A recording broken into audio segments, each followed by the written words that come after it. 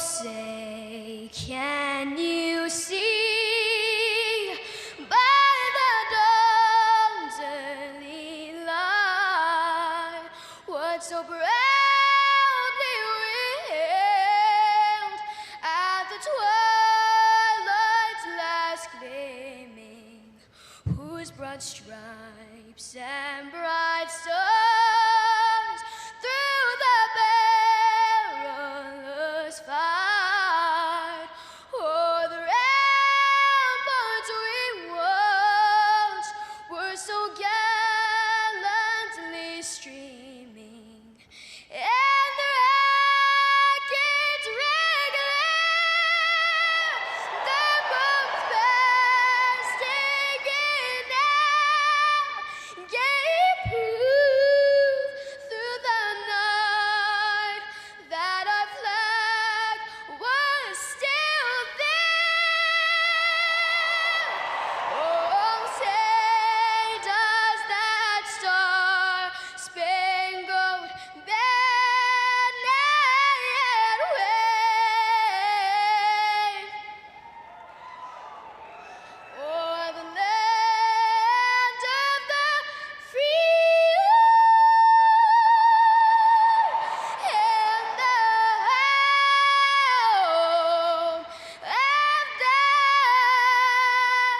brave.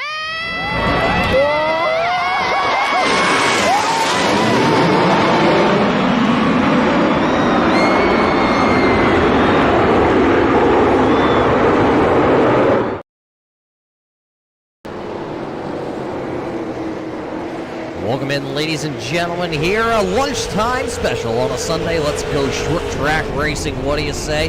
Everybody has been waiting for this track on the iRacing service, and here it is. It is North Wilkesboro Speedway. I am Youth up here in the booth with Turn 3, and alongside me, it's my trusty co-host, Chris Legoo from Vermont. Chris, it is a great little half-mile track back in the 80s, and it is short track style racing. Chance to race here just the other night, Roger, up in the Legends cars. It was a lot of fun. This little half-mile track, very, very fast. And one thing that you have to know, so in the backstretch, when you go down the backstretch, you're actually going uphill. When you're going down the front stretch, you're going downhill, and it's tough to see that unless you're actually driving it, but it does make a difference how you're driving these cars into the corners.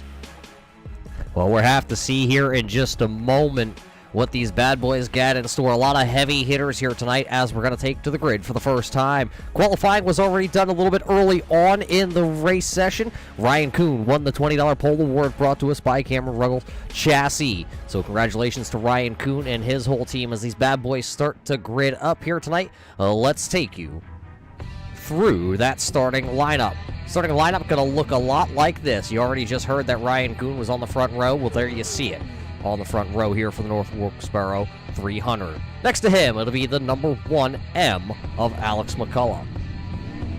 Behind them, starting in row number 2, it'll be the 14N of Blake Neer, and it'll be the number 19 of Briar Labarde. Row number 3, it'll be the 51M of Ryan Matthews, and the 39 of Mac Cookson. Starting at row number 4 here tonight, it'll be the driver of the 51 of Donovan Strauss and the number 40 of Jimmy Mullis. Row 5 looks like this. It'll be the 80 of Jacob Harberts and the number 18E of Austin Edwards. In row number 6, you've got Cole Cabri, the number 12, and Richie Murray to his outside in the number 8. Roger in row 7. It's going to be Parker Retzloff and Justin Lisenby. We're going to go with that. Row number 8, it's going to be the 14F of Michael Finlayson and Thomas Axum on his outside. Row number 9, it's going to be the 1K of Robbie Kennelly and Blaze Blinkley, who is outside. Row number 10 is going to be Brian Tedeschi and Bodie McPherson. Row number 11, Roger, and I'm going to let you take it from here. Zach Novak and Zachary Sprung to his outside in the 4 car. Yeah, 12th row here tonight to be the 43 of Clinton Nichols and the 72W of Wally Wilson joining us from Ontario. 13th row to be Gary Ashid and the number 16 of Dustin, I believe. Oh, we do have a row 14. It's going to be Woldravicki and RS Center. Behind them, then it's going to be Carson, who is actually, I believe, playing our race control here tonight. These boys this time by, though, Chris, are going to light the firecracker underneath him here at North Wilkesboro. It's going to be a lot of fun. Can't wait to watch this one here. It's the 300 one time for tires at lap 150, Roger. And the green flag is already out just like that, and Kuhn's going to get the jump down on the bottom there on that 72, but the 1M of McCullough not going to go away. He is right there behind him. Behind them, it is going to be LaPrade, and the near 14N here as we complete lap number 1 of the 300 scheduled here tonight at the old throwback track they call North Wilkesboro. Still 2x2 running for 5th spot as the 39 and the 51 is getting it on. The 51 to the inside. That's Ryan Matthews. Oh, we are under caution.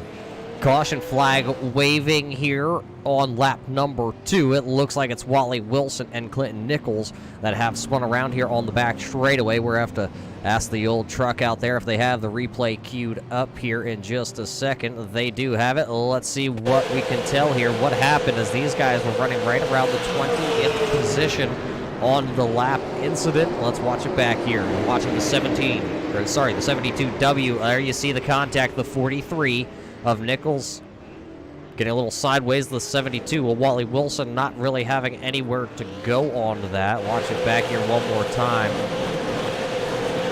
That Pepsi Milwaukee entry here tonight just got a little sideways there. Oh, there was actually maybe a little checkup contact there from the 16. So things do happen quickly. We said it was going to be that short track racing action, and that just proved it right there. Yeah, short track. This is a good track, Roger, and it's going to give these guys a bit of a challenge all night. Now, one stop retires, and that's not something I would like to have here. I want to have a good set of tires all the way through this one, but one set keeps it equal for everybody through. Yeah, a lot of racing to go though, so we'll see where that really plays out at. You only can take tires down on lap 150 tonight. This track is very wide though. You're able to run that, we're calling it like a higher groove. Kind of put about 2 dot lines up on the track if you are a visual person. That inside lane is really good. You can kind of run the in-between lane also. We'll see where drivers start to really span themselves out at though through this race. Because I mean, Chris, you raced the track.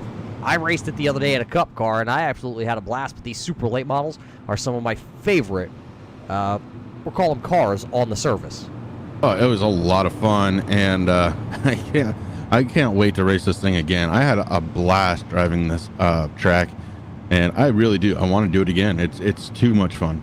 So right now it'll be out front here when we take the restart. It'll be the 72 of Ryan Kuhn, and then it's going to be Alex McCullum there in second. Those two will fire off on the front row. Then it's Briar LaPrade there in third. Then it'll be Blake Neer out of Canada in his 14N. Cookson is scheduled to restart in the 5th spot.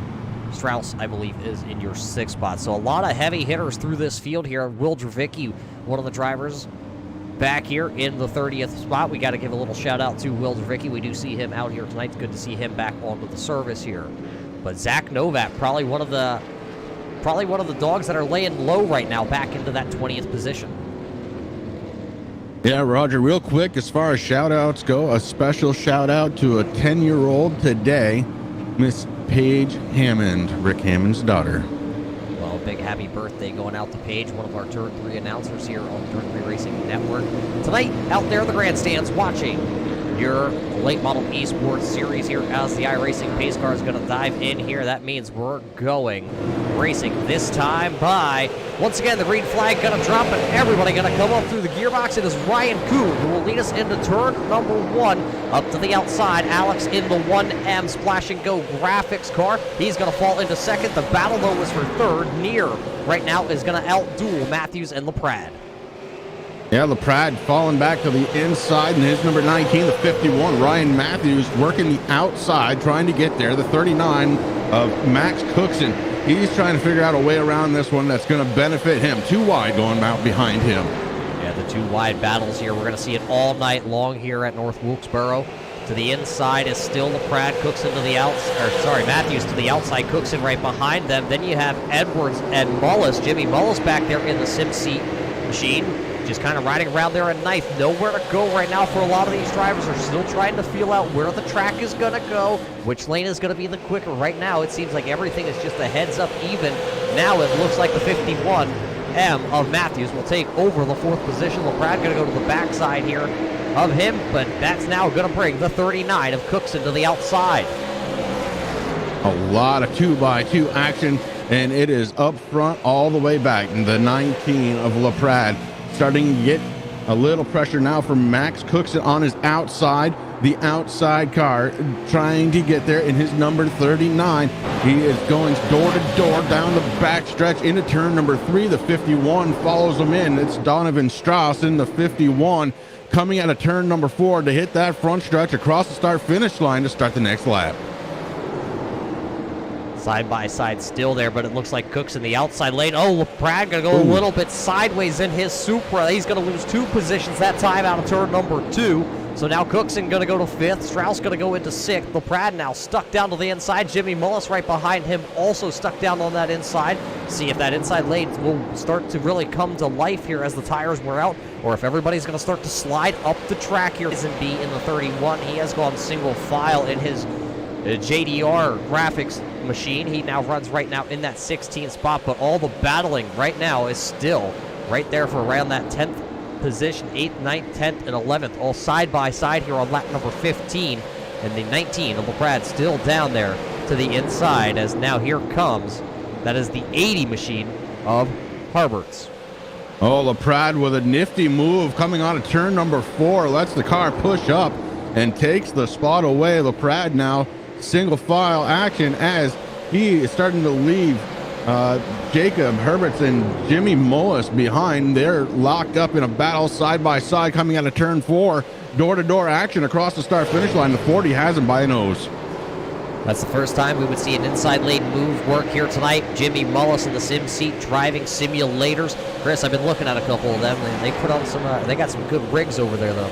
Might be looking to buy here in the next couple of days, but maybe if Jimmy parks are in victory lane here tonight, I'll give it an even harder look, because if he can do it, I can do it too, right? Well, yeah.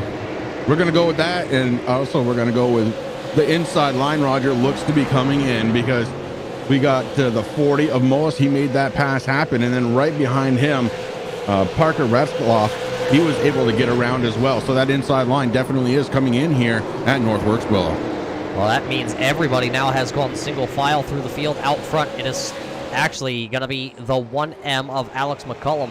We kind of missed that as we were watching all that hard-nosed racing action towards mid-pack. Ryan Goon is second, Blake Neer is third. They have checked out to about a second and a half over the man driving the 51M here tonight, O'Brien Matthews. He runs back there in 4th. Cookson is still running in 5th right now. Strauss rounds out your top 6 drivers.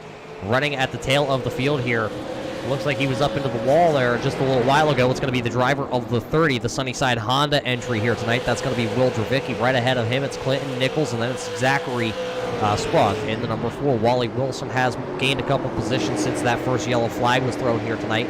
The 72W out of Ontario, Canada, is now up to the 25th position. Gary Esching going to be running right now in the 23rd position. He had a scramble to get his sim rig set up and ready to go here today. Was a little behind the 8 ball before anything even started. Back up front, the 14 driving in 3rd spot. It's Blake Neer. Those top 3 drivers, McCullen, Kuhn, and Neer, are starting to pull away from the field, Roger, and they are very strong, running in line with each other. But the 1M of Alex McCollum, he seems to be just pulling away ever so slightly. The 72 and the 14 able to catch him back up through the corners, but on the straightaways, the 1 car of Alex McCollum has the power out of that 1M car. Yeah, you notice where a lot of your leaders were running down in turns 3 and 4, though, or right down there on that white line. That seems to be the place where everybody has started to migrate. As you see the 1M go right down there and in trail. As we look off the back here of McCullough, everybody is just kind of following in his footsteps.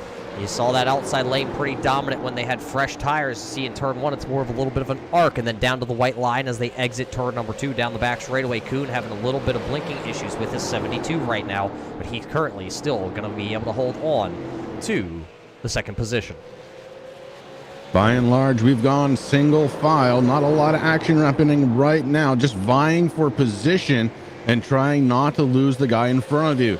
And I'm looking back through the field. And it's true, Roger. We've gone single file through the entire field.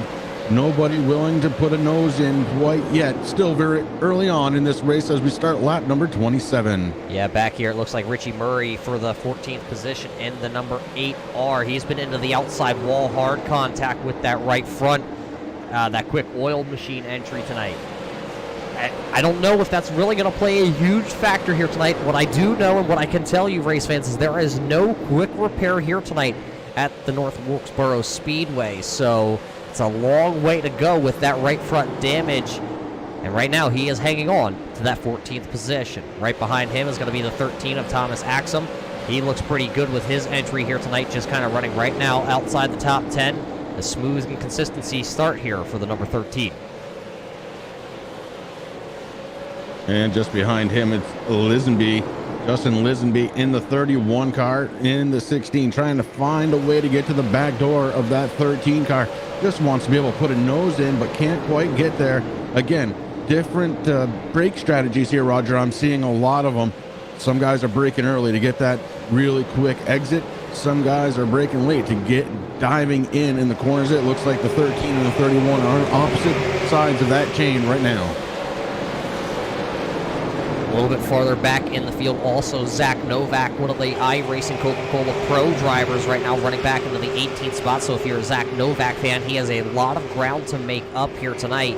One of the most highly touted young drivers on the iRacing platform right now, buried back in lap traffic as you see him now looking to the inside here on that 29. The posse entry, he was not able to really put the nose of that JDR graphics machine underneath there and get a good turn or move Brian up the track, so he will fall back into the position. A little bit of a battle back here with this number 16 here.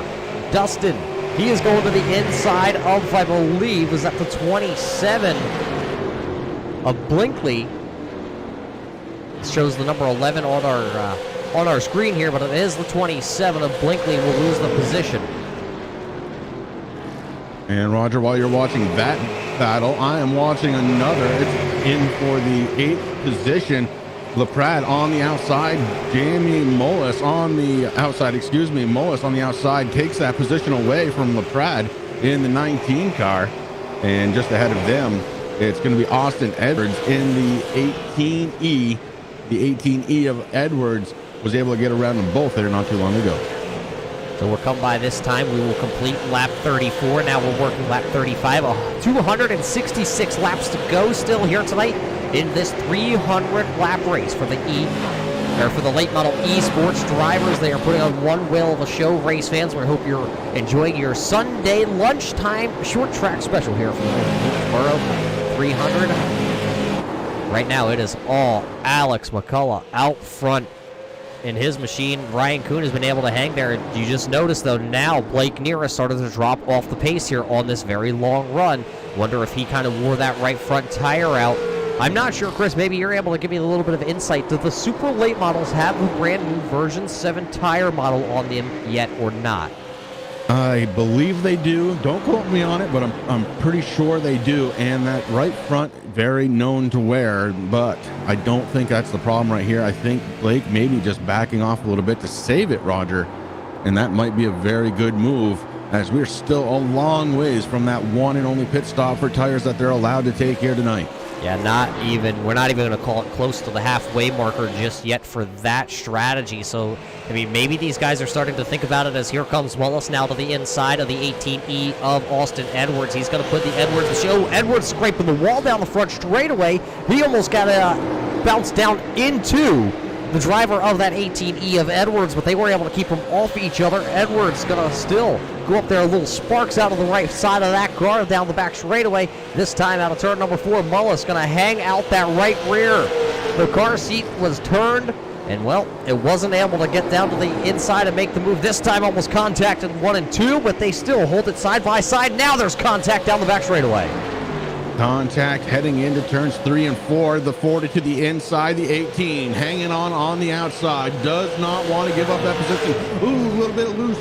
halfway down the front stretch. Now going into turns 1 and 2, the 40 to the inside, working it as well as he can. Mullis looking for that position over Austin Edwards. Edwards seems to be doing a fine job in that second lane, though, Roger. He is fighting back with everything that he has. Oh, comes loose again across the start-finish line. One of them down on pit road. It looks like it's the 20 of Gary Eschen. He has turned her down on the pit road in the number 20. He will looks like he may have decided that enough was enough here tonight, and he now is out of the serve, or maybe connection problems. Not sure. We didn't see what happened to the driver of the 20 of Gary Eschen.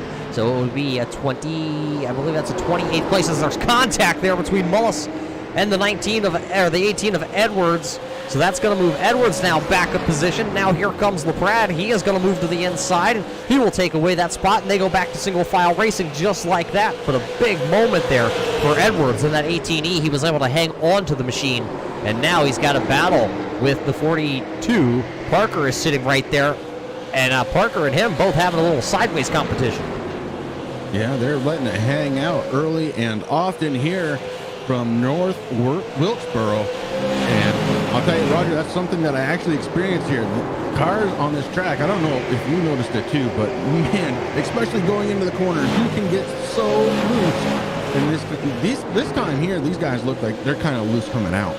Yeah, and now here comes Parker with his 42 machine. He's going to put her underneath that 18, and he's now going to take the position. So Edwards now the last couple laps has been in a backward slide here, wondering, did he use up what he had on the outside there as Jimmy Mullis was trying to get around him? Because now he has fallen all the way from the 7th position all the way back to the 10th spot, but he may not be done yet because Jacob Herberts is coming in the 80 machine also. So they're going to be knocking on his back door out front, though. Now started to open up a huge gap, call it a huge gap for the first time here tonight. The 1M of McCullough has a second, or a half a second over Kuhn, and a second back to Blake Neer. And Blake Neer still not really putting the challenge on, maybe just holding on to what he has. The Camry is doing a good job, but again, a little bit loose coming out of those corners. Oh, the slide. The 14 has a slide, Rod. The right rear is just putting the power down, and it's having trouble keeping it there. Well, I saw Blake Neer a couple weeks ago racing with a couple guys out of the Ontario region, and he put on a whale of a show in those cars. We know Neer is an accomplished iRacer who is able to pretty much hop into anything and go and drive it up towards the front. Right now, you see him, he was still loose that time out of turn 4. It looks like the car is sideways once again coming into turn 1. He is trying to wheel that car harder than anybody, maybe trying to will it to go straight here tonight as he's sideways once again into 3. Now I'm looking at Ryan Matthews. Matthews holding on to 4th spot. Max Cookson behind him, your top 5. Rounding out position driver, Matt Cookson, trying to hold on with that 35. Looking good, though. The 39. And top 5, not a bad place to be for the first half of this race. I wouldn't even be minding running back here in this 6th spot. Donovan Strauss right now in one of those other JDR graphics machines. Strauss runs right now in the 5th spot. Then Mullis in a sim seat 40 is still back here in 7th. LaPrade is back here running 8th. Ritzloff is running in the 9th position. Edwards is still hanging on to that top 10 position, but your leader right now is setting such a blistering pace. He is about, call it 2 seconds away if we go on board here. You can see the tail of the field. This is riding on board with your race leader, the 1M of Alex McCullum, who is out front setting a blistering pace. Right now the pace is only slowed down about a half a second each lap from the fast time that these guys have laid down earlier in the race. Yeah, I was just looking at that, and you're right, Roger. The pace is still pretty fast. Tire drop-off definitely is happening, but not bad, about a half a second, as you said. So these guys are taking care of their equipment, at least up front. Yeah, we've only seen one yellow flag here of the night on lap number 3, if I can remember correctly. So only one yellow flag coming out waving tonight. So far it's been all clean and green racing. A couple guys making contact with the outside wall, but I'm watching right now this 43 machine. He'll be the next one to go possibly a lap down, is right in front of him. Dravicki and Sprung are gonna go side by side. They both know it is time to go. They got to get moving here as the leaders are starting to hunt them down. They don't want to go a lap down. Oh, almost contact there between Dravicki as he almost slid up the track into Sprung, so he'll now take over the 25th position. Zachary will be moved back into the 26th, and now it looks like that 43C has already gone one lap down, and he is going to let your second place of Kuhn also go right on by him onto the inside. So Clinton going to move over. He's going to do the gentleman thing here on a short track. And that is definitely going to affect the guys here on the back side of the field because they know the 1M of Alex McCollum is coming. They can see it in the little black box that they have that gives all the time and scoring to the drivers. And you know, Roger, it's time to put the gas down and find that speed. Will Dravicki seems to be doing a pretty good job of it so far as he gets down to the inside of the 72, going into one, can't hold on to it, comes back behind, stays down just a little bit lower through those corners into turn 3 and 4. Will Dravicki trying to get past the 72W of Wilson. Yeah, Wilson out of Ontario, Canada. He's one of those legends drivers. Into the wall.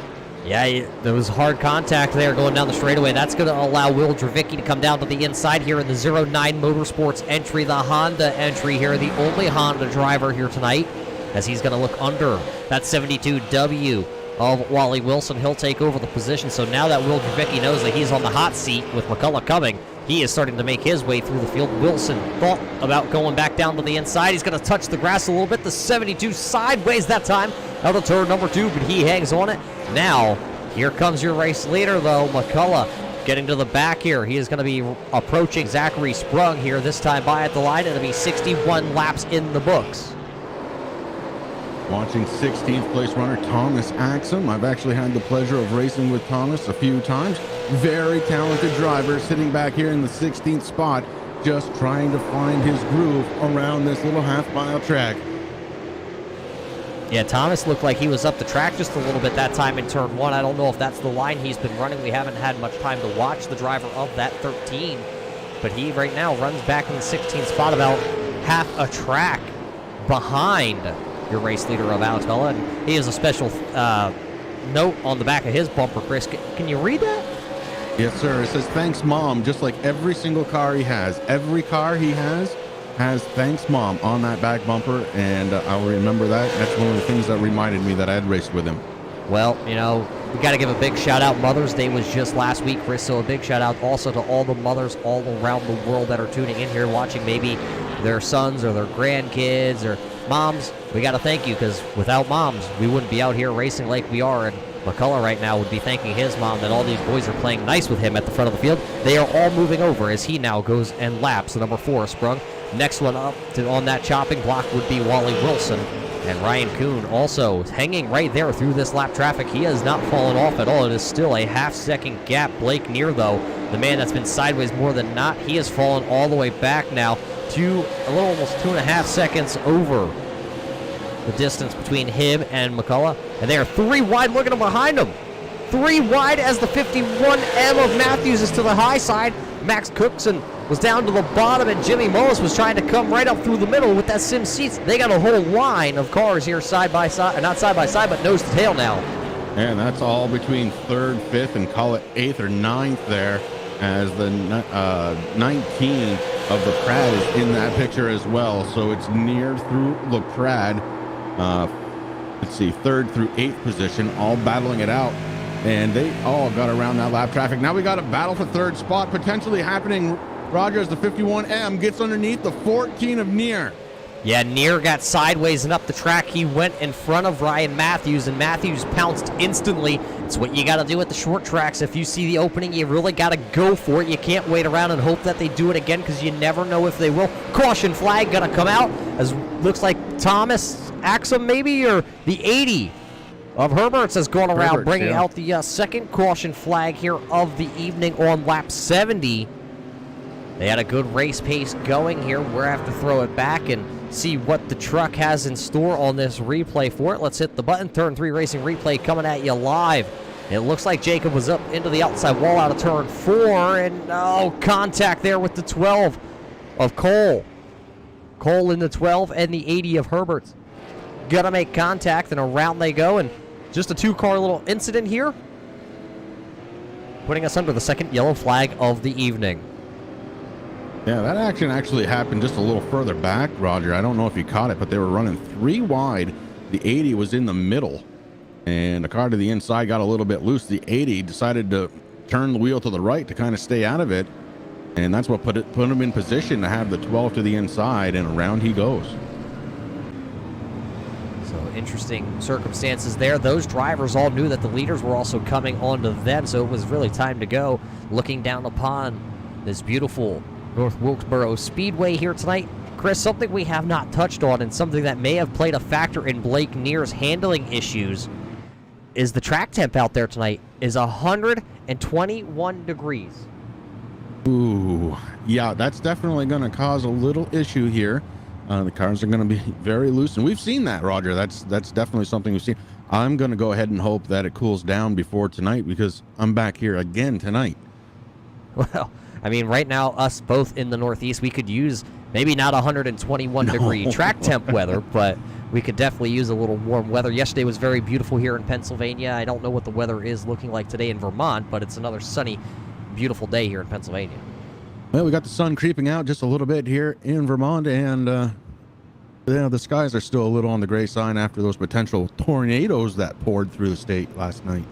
Well, we hope everybody's safe up there in the Northeast. Out there, Vermont, I believe Connecticut, Rhode Island, Massachusetts, New Hampshire, all kind of in that tornado. Even New York, I believe, had some damaging winds and whatnot roll through there. So we hope all of our friends up north are doing well and doing safe, and we hope you're having a beautiful Sunday afternoon. But Chris, you know what's coming up right after this race here from North Wilkesboro? Real life racing once again. I cannot wait. I really wish I was there. You know, I do have Pocono tickets this year for the doubleheader. Unfortunately, looking more and more every day like we will not be able to go to that race. But I just can't wait to get back to some racing, whether it's dirt track racing here in Pennsylvania, short track racing, NASCAR coming to town. A lot of these drivers out here tonight from the Cars Tour down south, and they're kind of sitting on the sidelines also waiting to go back to real-life racing. So I can't wait. At least we're going to get a little glimpse today of the drivers that we know from, we'll call them famous drivers from the real world. Yeah. Pace car lights are off, and we're starting to round the corner and getting ready to go back under the green flag. That Ford Mustang takes a hard left-hand turn, and we are going to go back under the green flag. With the green flag waving back here on lap 75 now, it looks like now everybody's going to have to go 2 by 2 once again, but they are all going to follow out of turn number 2. They are still going to follow the 1M of Alex McCullough as everybody is side by side. There's Jimmy Mullis. Remember, he was about 4 seconds back. Now he's going to be right there battling inside the top 5. He is going to go to he's trapped now behind Blake Neer as they continue to run here. 1 lap back to the green flag racing.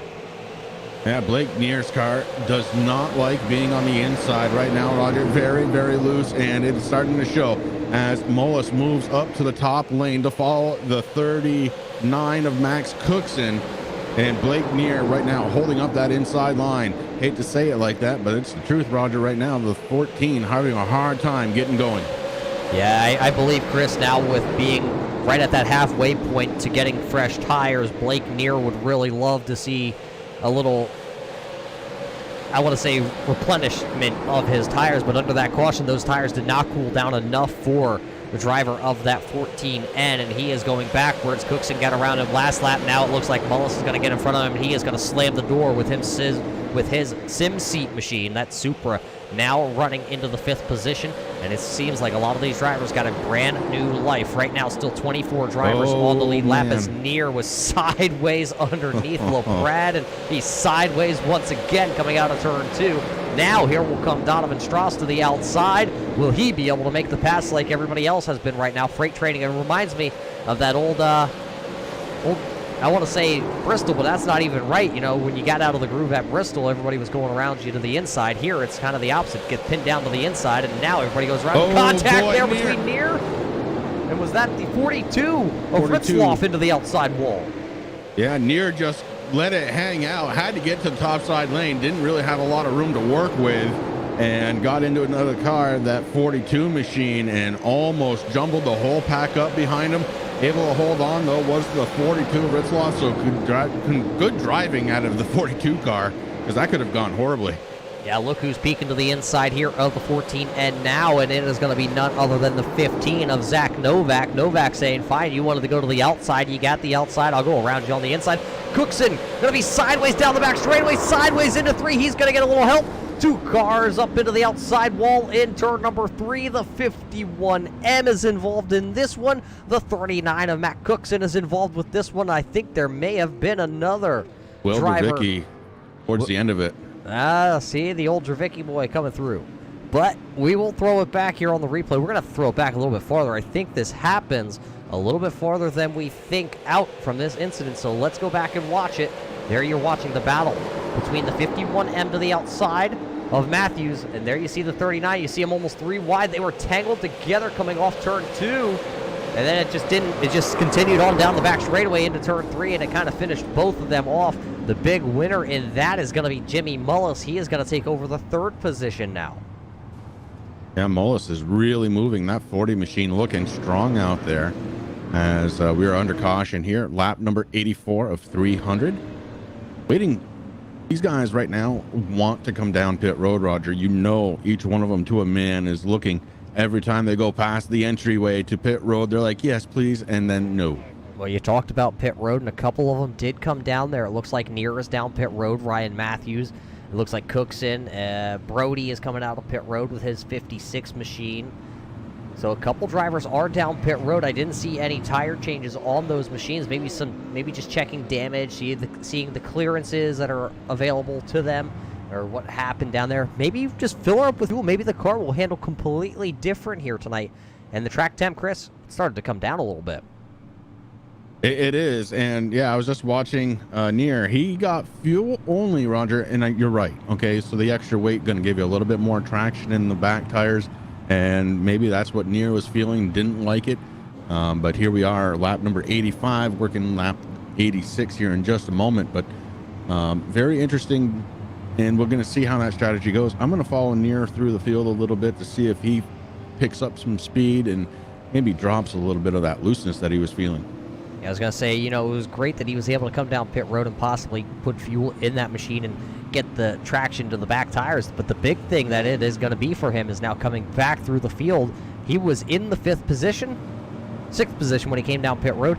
Now he's back in 21st spot. So that is a lot of ground to make up at this little half-mile track. And right now it seems like everybody's migrated to the bottom once we kind of get things going. So we'll see if he's able to really work his way back through or if he's going to be stuck towards the rear of the field here. This time by, we'll see if the iRacing pace car lights do go out. Well, let's see as they do go out. So it'll be McCullough and Ryan Kuhn on the front row.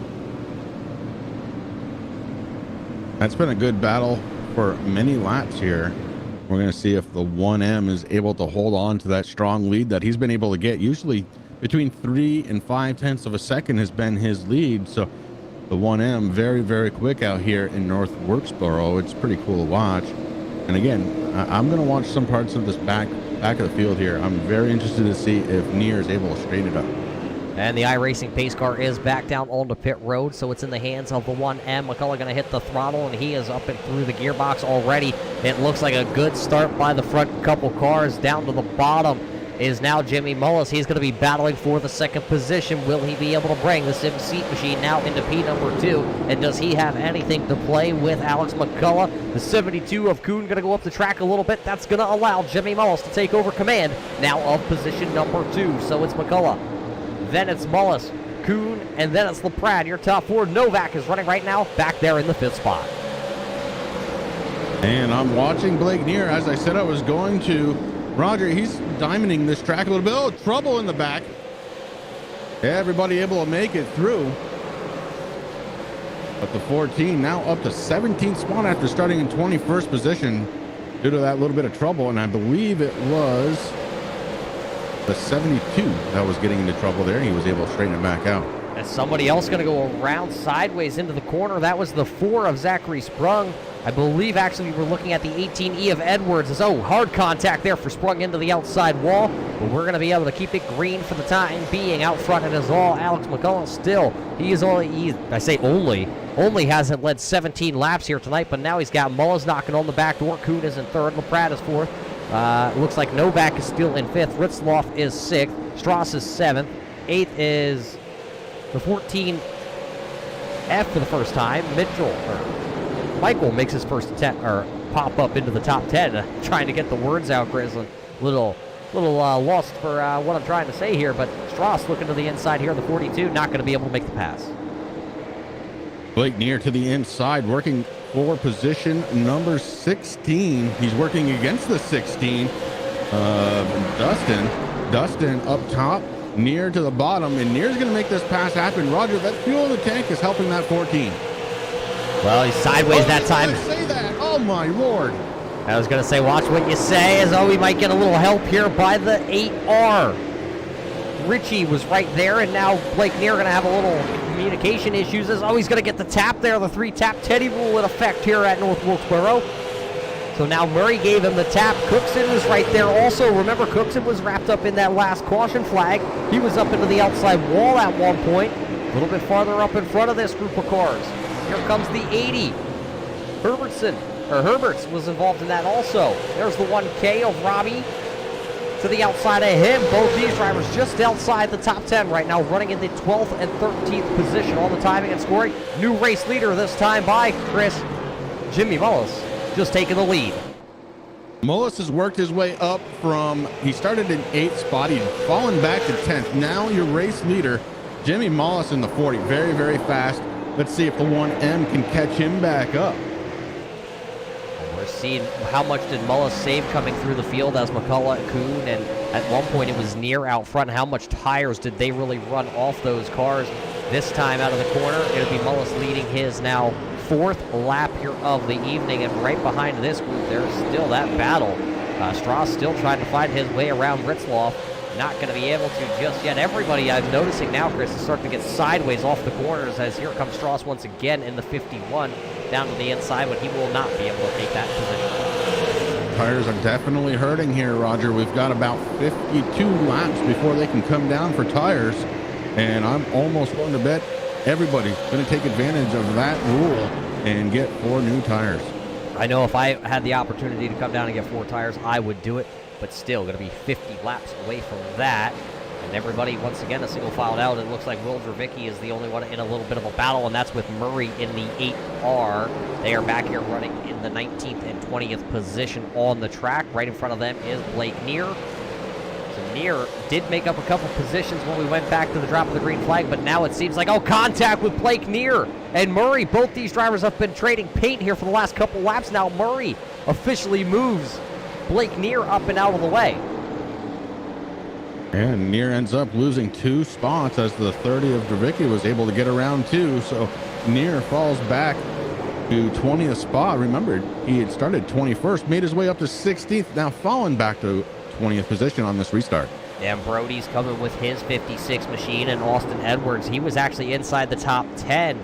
He took a little bit of a slide down in turn 1 when we went back to the green flag racing. He kept her out of the way, and it stayed green, lost a ton of track position. He has moved back to the 22nd position as he's looking to the inside here on Brody out of 4. He will not be able to make the pass there with the 18M. So right now runs back there, 22nd behind them. Another one of the drivers that was wrapped up in that caution flag is going to be the 51M of Ryan Matthews. He is back here now running in the 23rd spot. So a night that could have been for Matthews now is a long way from the front. And speaking of working back, it's the 72 of Ryan Kuhn. He is backed up about 4 spots in the last 2 laps. Something going on with the 72 car as he finally finds a hole just ahead of the 14F of Michael in 8th spot. So the 72 not liking his car right now, having a tough time of it. Just behind them, 2 wide, the 31 and the 10S. They are doing battle. They straighten themselves out. Yeah, RS Center, Chris, started way back in the field here tonight and now has worked his way into the top 10, and he is looking for more.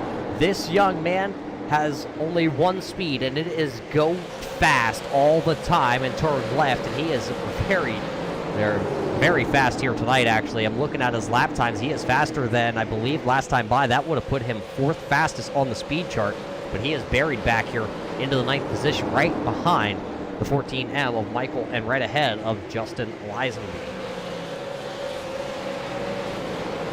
So Mullis out front, and I think, Roger, this is the biggest lead that we've had so far in this race. Almost 2 seconds is the gap between first and second.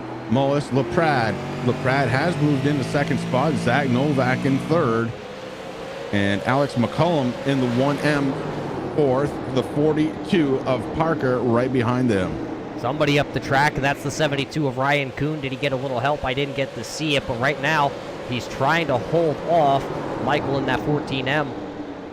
And I don't know if he's going to be able to. Did the tires just wear out on the 72? We still have 40 laps before we're able to come down and get tires on these cars here tonight. So Kuhn's just got to hang on for 40 more laps. Chris, how hard is it to hang on for 40 laps with the guys running this hard? It's so tough. There's no way to really do it. Your tires are spent. You're tired. You're ready for a break, and it's not coming anytime soon. Remember, Kuhn was your pole sitter here tonight, Roger.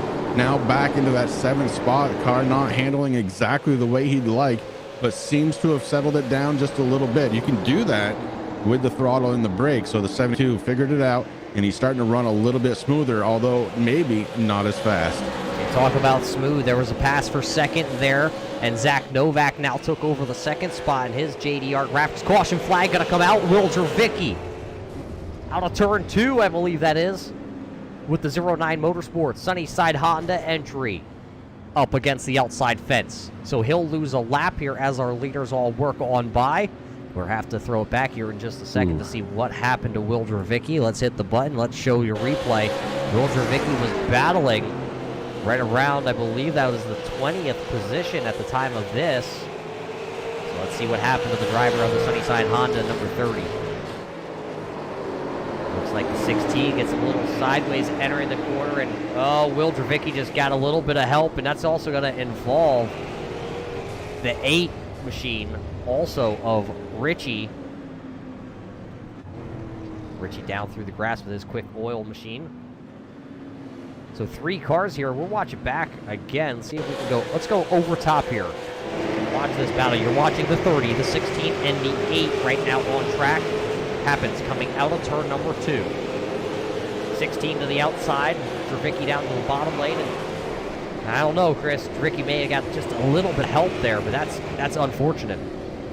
Yeah, and when he hit that outside wall facing the wrong way, it planted that car. He did not move again. We had the 16, I believe it was, go upside down and around and one through the grass into the inside retaining wall. That was a big one, Roger. For this track, that was a pretty big one. Yeah, and not quite to that halfway point that we keep talking about, Chris. These guys really would like tires, as it looks like the 43 of Nichols is going to get a lap back here, so that'll put the 43 back onto the lead lap and give us 24 drivers still remaining on the lead lap. Only 2 drivers have called it quits here tonight, and that'll be the number 20 of Gary Esching and Brian Tedshee, also in the 29. They're credited right now with the 27th and 28th position. Carson Hakavar right now is shown in our 29th place, but Chris, he is not racing here tonight. He is playing race control, and that is probably the hardest job out of them all. So, Carson, our hats are off to you and the whole group here at the Late Model eSports. That's not something that is easily done. You always have people yelling in your ear.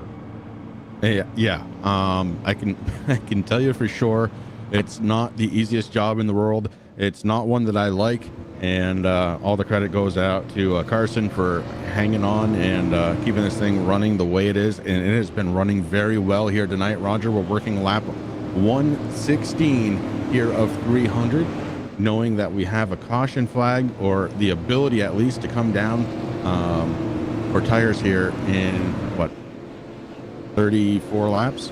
Well, you can do math. I'd like to see that on a Sunday at lunchtime. I know, right? But I can tell you right now, it'll be a Mullis and Novak, 2 of your iRacing pros on the front row here when we go back to the green flag. Green flag pending this time by as the iRacing pace car does duck in. Working lap 116, now 117 because the green flag is out. And I believe that was the 42 of Ritzloff almost into the outside wall on the start. That car went sideways. Mullis, though, gets a great start. Novak now has to battle for the 2nd spot going into turn number 3. Lots of side-by-side action here as we're just getting the field back up to speed. And I am looking at the 1M of Alex McComb. McComb trying to get back up towards the front. since he's lost the lead. He really hasn't had a sniff of it again.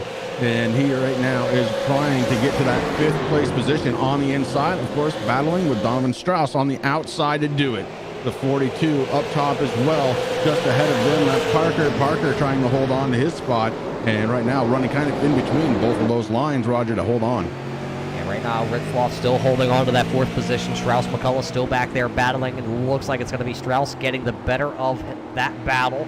So he will propel himself into the 5th spot. McCullough is back in the 6th. Michael in the 14M. Man, this boy is coming to the front, Chris. Every time a yellow flag comes out, it gives him a chance and an opportunity to gain a couple more positions. Now he runs into the 8th spot, but he is not done just yet, I don't believe, and he is on that outside groove here. And RS Center as well. Boy, I mean, started in 28th position, right now sitting in that 7th spot. He is working the inside of Michael. So those two drivers coming from deep in the field, working together and trying to get towards the front. Of course, not working together right now as they're running side by side. And it looks like the 10S may have had an advantage for just a moment. Does again going into turn number 1. Yeah, he's going to move the... Oh, contact in one. They're both going to lose a bunch of positions. Here comes the 12 of Cole, Lisenby, and Axum all going to get underneath both those drivers, and they will gain the positions. Now it's going to be a long way back for both of them to get back to where they were. RS Center loses a bunch of ground as he is now stuck to the outside as now the 12. Cole Crabtree going to go up the track there, but Lisenby was not able to get down to the inside and take advantage of it. The 80 of Jacob Harbert's running in 11th spot. He was side by side with the car just a moment ago. Couldn't make the pass happen. Tom Saxon getting around him. And now the 39 of Max Cookson looking to the inside. Cookson with a good run in his number 39. Has a good run on the inside against the 80. And the 39 trying to make a stick. The 80 comes off the corner with a head of steam, and he gets that position right back. The 39 decides better and goes up top to follow the 80 around one more time. Yeah, it's a good run, though, for Cookson. Remember, he was involved in the 2nd caution flag of the evening, and now he has worked himself back up to battling almost inside the top 10 here as we get closer and closer to the halfway point here tonight. Still got 26 drivers out there on track, actually 25, as Will Dravicki is just sitting down in his pit stall right now with the number 3009 Motorsports entry here tonight, but it is all out front. Jimmy Mullis now, he has taken over the lead 33 laps ago, and he has not turned around to look in the mirror, because if he would look in the mirror, he would notice there is the JDR graphics number 15 of Zach Novak. Blair is now up into that 3rd position. Parker is running 4th, and Donovan Strauss rounds out the top 5 here as we get lap 128 started as we close in, Chris. Getting closer and closer to the fresh tires and the halfway point. Yeah, these guys want it really bad. I'm watching LaPrade here in 3rd spot, Roger, and he is kind of all over the place. Luckily, not a car around him, so he's got free reign of the track a little bit. But the 42 of Parker is really starting to catch the back door. You see the damage to the left front of Parker's machine, the 42. He is, though, catching the 19 of LaPrade. So those drivers battle a little bit farther back in this running order. RS Center still trying to do the battle with Justin Lisenby. They run 8th and 9th on track. Lisenby going to take the advantage to the inside here as he now takes over the spot, but here comes RS Center. He's going to battle right back onto the outside. He's able to drive the car, or the 10S, down into the corner just a little bit farther. Justin Lisenby actually now going to lose that spot right back to RS Center, so they keep throwing the hot potato back and forth. You take 8th this time, I'll take 8th the next time. Right now, it's RS Center running 8th. Justin Lisenby is running in the 9th position. 10th is Thomas Axum in his Thanks Mom's machine. He rounds out that top 10, and everybody else has gone now into the single file formation. Center's running a very interesting line, Roger. If you watch him, he has made a diamond out of this oval as he comes off the wall here on the front stretch. But he gets up really high into the corners, cuts that corner down. He is definitely diamonding this track. That car means that it's tight, and he is going to do whatever he can to get some speed out of it. And it's working for him right now. He's running in 8th spot, and the 31 of Lisenby has kind of fallen back a little bit, not able to contend with that diamond shape. until he can figure that one out for himself. The 10 going to be a little bit quicker, especially coming off the corners. Yeah, now look, here is the 1M of Alex McCullum. Remember, he led the most laps in the early going. 76 still has the most laps led out front, but he is losing ground on the SNG graphics machine. And now he actually is going to go up. He's going to try and run the RS center line here, and he's going to slow center up. That's going to bring Lisenby right back into the picture. He's about a car length and a half now back off the back bumper of center. This time in turn 3, McCullough goes back to the bottom. Center's going to go back to diamonding it, and look at that gap close down the straightaway. RS center is definitely faster down the straightaway. Now he's able to poke the nose to the outside there on the 1M, and it looks like McCullough is actually going to pull over. He's going to allow both these drivers, he knows they are faster right now at this point in the run. Yeah, a very good move to kind of stay out of the way. You know you don't have the speed right now. Might as well get out of the way. Don't let anything happen to your car. That's the important thing there, Roger. You got to protect yourself. And right now, RS Center is just blazing this track. He is on fire.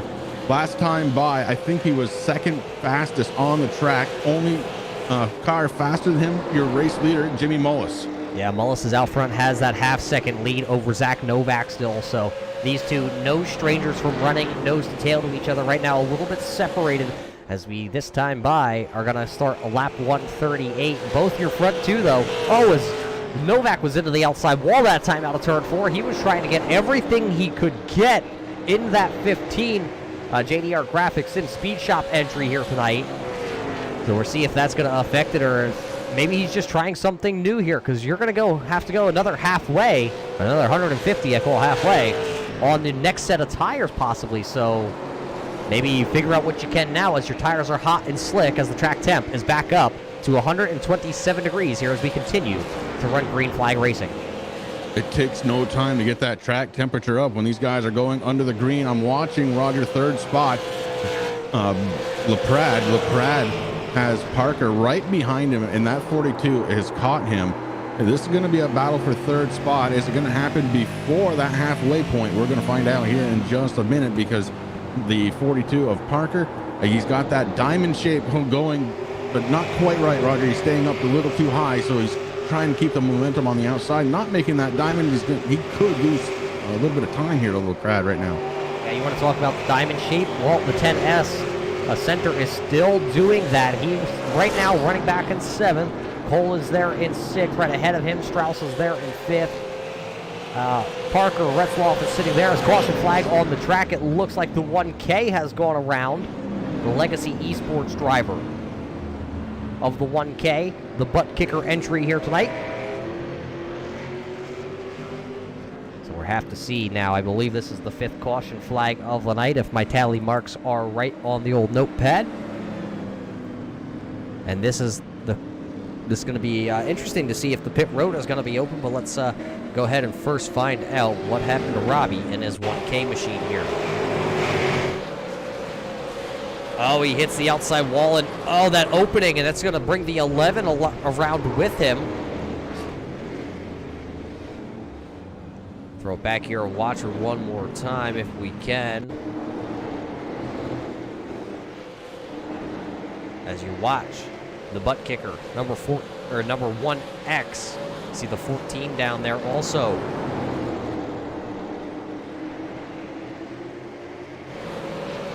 Looks like that car just got a little tight off the corner and then just pinballed, and around it went down into the grass. I don't think there's too much damage. There is obviously going to be right front damage on that machine. And Chris, I think our question has been answered. It looks like pit road is officially open.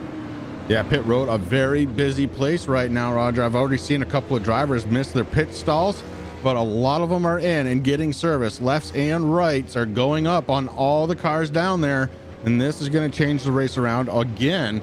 Track temperature has fallen since we've been under caution, down to 125. It will continue to fall here as we are working pace laps, but man, a lot of action going on here on pit road. I'm not sure, Chris. Maybe you're able to tell me, did the pace car just come around and lap a lot of these guys that were taking tires? I was so busy watching, I don't know. Well, it looks like Mullis is going to be lined up behind the pace car, shown in the 10th position. A couple drivers are showing on our timing and scoring screens that they had gone a lap down. So this was the official halfway break. This was your time to come get tires if you were gonna. It's going to be the only time that they are going to get tires the rest of the way. So the only other thing that you could see somebody come down pit road for would be possibly to get some damage fixed or some fuel.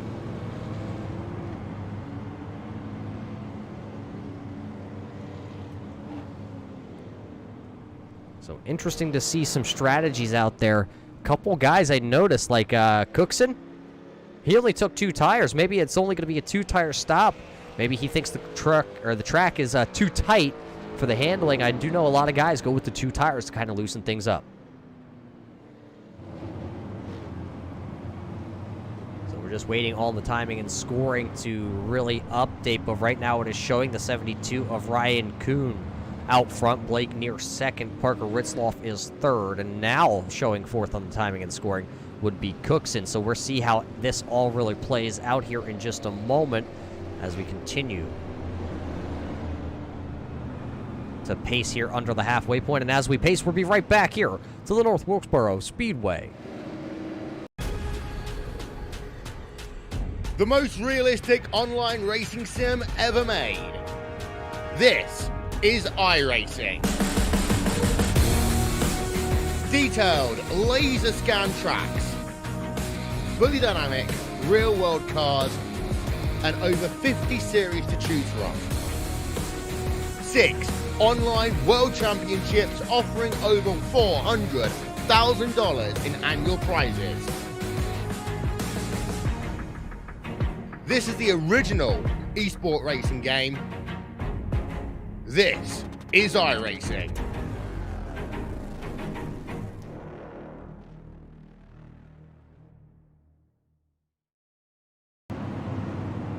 And just like that, welcome back here to North Wilkesboro Speedway. Race fans, you are watching the Late Model eSports Series here tonight, or well, at lunchtime here. And I'm looking at it, it will be Ryan Kuhn out front, Blake near Jimmy Mullis, I think is showing that he's going to be scored as third. We'll wait for that to officially update again, but we can tell you that Kuhn and Near will be our race leaders here. Everybody's still trying to find their official home after the pit stop. Yeah, a little bit of confusion here, Roger, as we are still under caution, and a lot of drivers kicking around, going to join the tail end of the field. We're going to have to wait and see exactly how this all kind of shapes out, because right now Mullis is separated by a huge margin out on track, even though he's supposed to be starting in third. So it looks like everybody is finally getting into their correct positions. It's going to take us another lap, I believe, at least to get this all sorted out so we can go 2 by 2 once again and get you back to the race action. A lot of winners and losers here as I'm looking at the scoring. RS Center, who came into pit road in 7th spot, Roger, right now being scored in 21st position. And we saw him work his way up. He was doing a fantastic job. The car was handling okay for him. Now has to start all over again towards the tail end of the field. That's a shame for that young man right there. He is fast here tonight. I don't know if he's going to have the time to get back to the front, but I do expect a solid finish out of RS Center here tonight, so we'll see how far he can come back to the front. It is Ryan Kuhn, though, who should restart here on the front row. It does look like the iRacing pace car lights, they were out for a moment, and Chris, they're back on. They're not broken. It's a Ford. They're just, you know. Oh, they're definitely not broken. Yeah, they're working now. Maybe somebody wiggled the switch. Oh, race control having a fun time with this one, you can tell. It's a short track, Chris. It's the first time that a lot of these guys have been here, and that 4-tire stop by a lot of people. I'm looking at it. It took them about, from pit entry to pit exit, was 51 seconds. So, with that being 51 seconds on pit road, and a pit lap under pace speed is only 41, that shows you right there where everybody lost their time and where the timing and scoring all got jumbled up. And since it was a halfway break where you were able to come down and get tires, the only time, you really had to try and give everybody their position back. So that's exactly what they're trying to do here, and not penalize the drivers for taking the mandatory, or the, I guess it's voluntary, but it was your only time to come down and take tires. Yeah, it was just this side of mandatory, Roger. There's no way you were going to finish with the old original set of tires. No way in the world could you do it, at least not to speed. So it was important, and give all the credit once again to Race Control for getting this all sorted out as the pace car lights are off. And we're going to see if we can go back under the green flag this time by. Yeah, the Race Control is saying that we do officially have the lineup that is good enough to go back racing this time. So it'll be Ryan Kuhn, Blake Neer, Jimmy Mullis, and Blair LaPrade. They're your top 4 drivers as the iRacing pace car about to duck down here just over the halfway point tonight. As the lights come back on, somebody's still out of position. So we'll have at least another lap of caution here tonight at the short track. Chris, fun fact about this North Wilkesboro Speedway, there's a souvenir stand down on the infield, and there's Dale Jr.'s down there selling souvenirs tonight. Yeah, he's got somebody else with him too. Oh, Steve, what's his name? The other guy. Yeah, the other guy.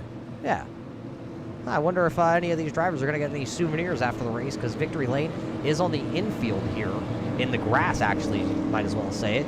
If it's grass anymore, I'm not quite sure. I think it might just be a pile of weeds. It's unfortunate to see a historic track like North Wilkesboro kind of go to the ruins that it is. But, hey, we're going back green flag racing. iRacing pace car down of the way, and Kuhn going to step on the throttle, and he is checked out already. That'll leave Neer side by side with the Sim Seat driver. Number 40 of Jimmy Mullis. Mullis going to pull ahead in his Supra.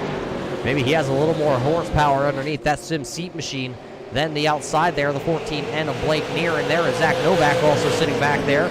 LaPrade now falling all the way now into the 5th position.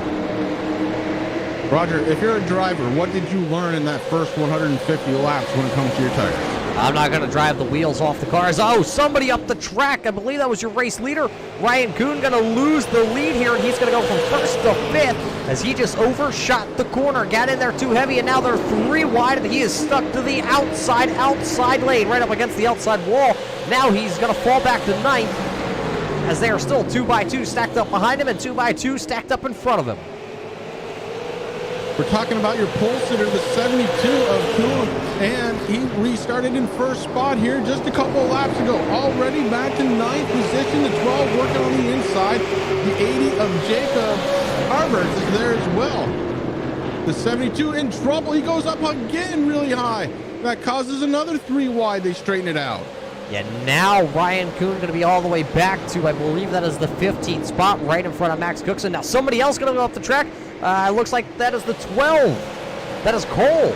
In his 12 machine, he now rolls up the top of the track, and now he falls all the way back here into the clutches. There goes RS Center. So a lot of these drivers that now have brand new tires out there are starting to go backwards. So that's the 12 there in the, I believe that is the Swindell Speed Labs entry here tonight.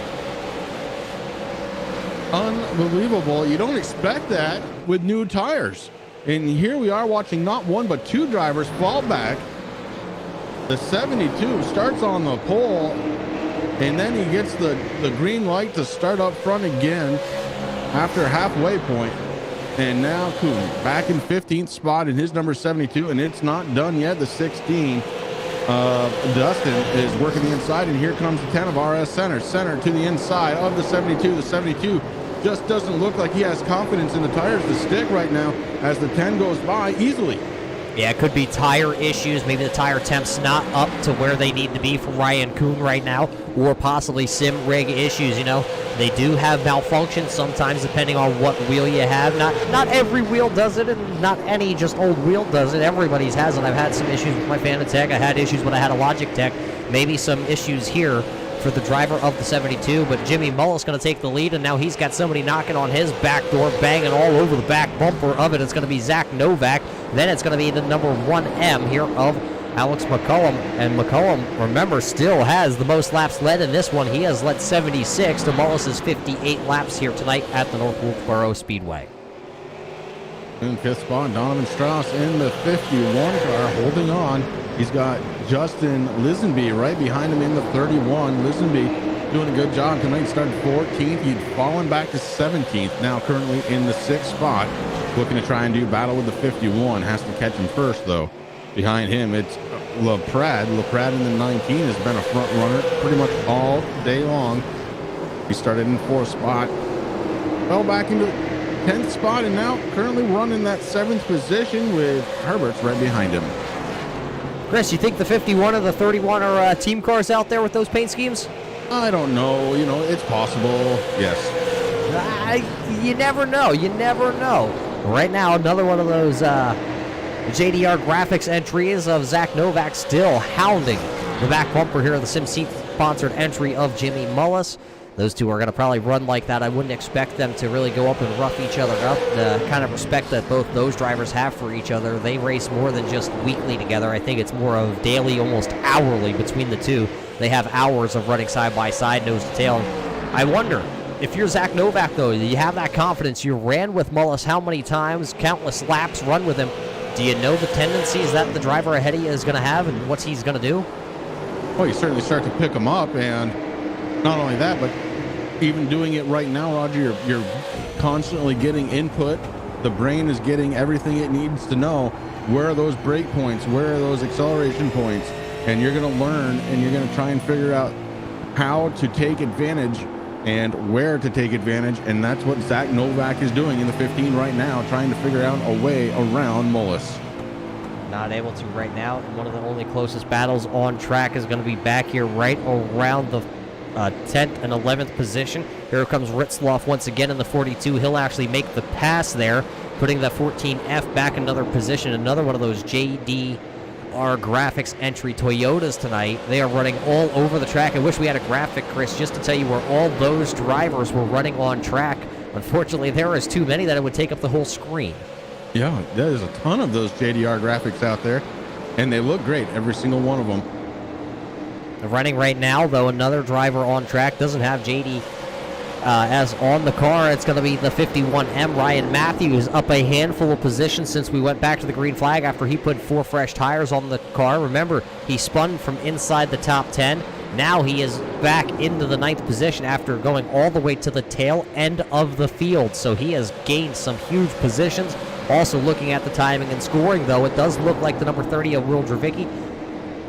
He has loaded up that 09 Motorsports entry here tonight, and he is going to head off to the next track that he's capable of racing just down the road. I believe he has another race coming on a little bit later on, so Will Dravicki out of this one. He will finish all the way back in the 26th position. So that leaves 25 drivers still here tonight, and all 25 drivers on the lead lap going forward. Good battles all around the track, although we've gone nose to tail for a good portion of it, but the 51 and the 14 are getting ready to do a little bit of battle. The 51M, that's Matthews. Oops, sorry, wrong car.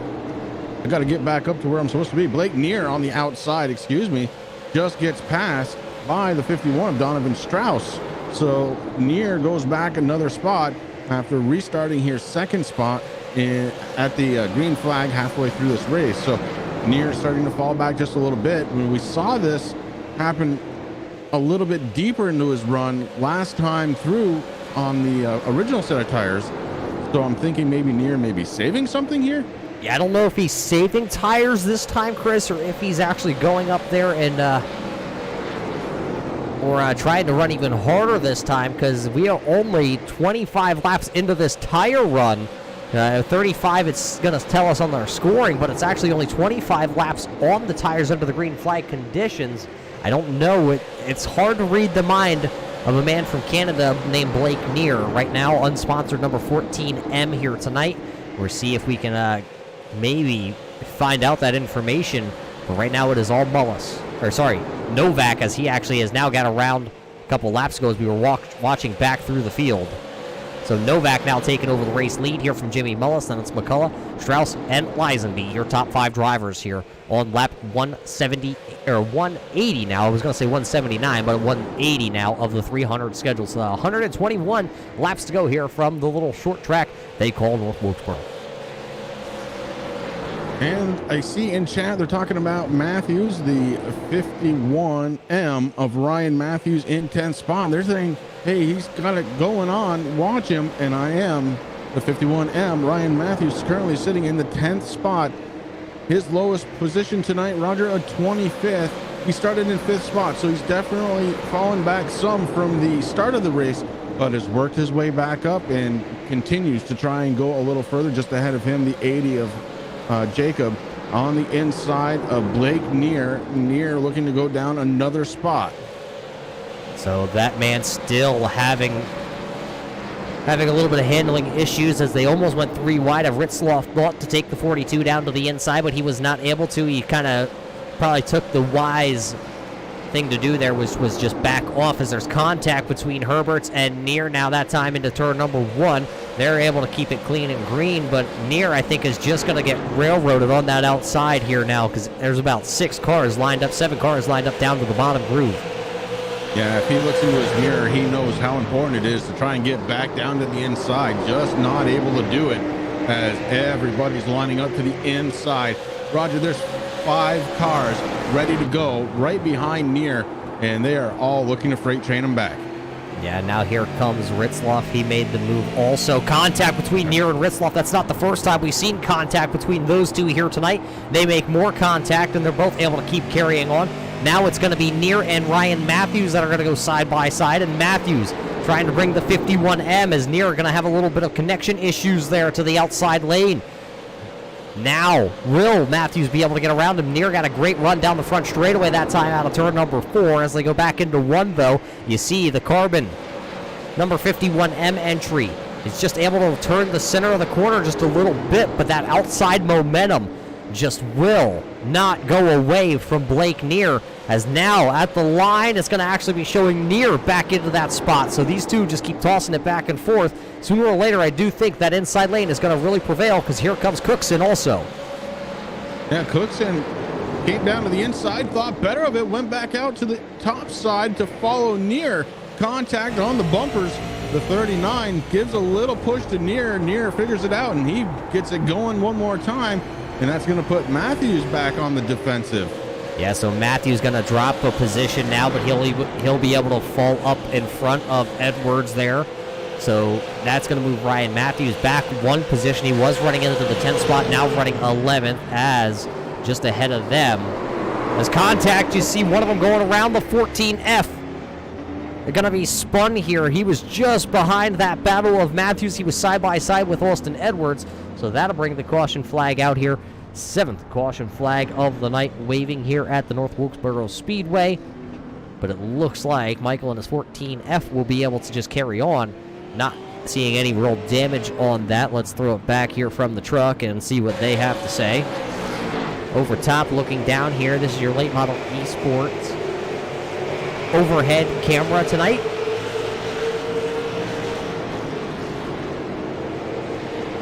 Looks like 2 drivers. It's short track racing, Chris. Things are just so close. You can't really say definitively if it was the inside or the outside. Possibly the inside lane coming up just a little bit here, turning around that 14F and bringing out our 7th caution flag here of the evening.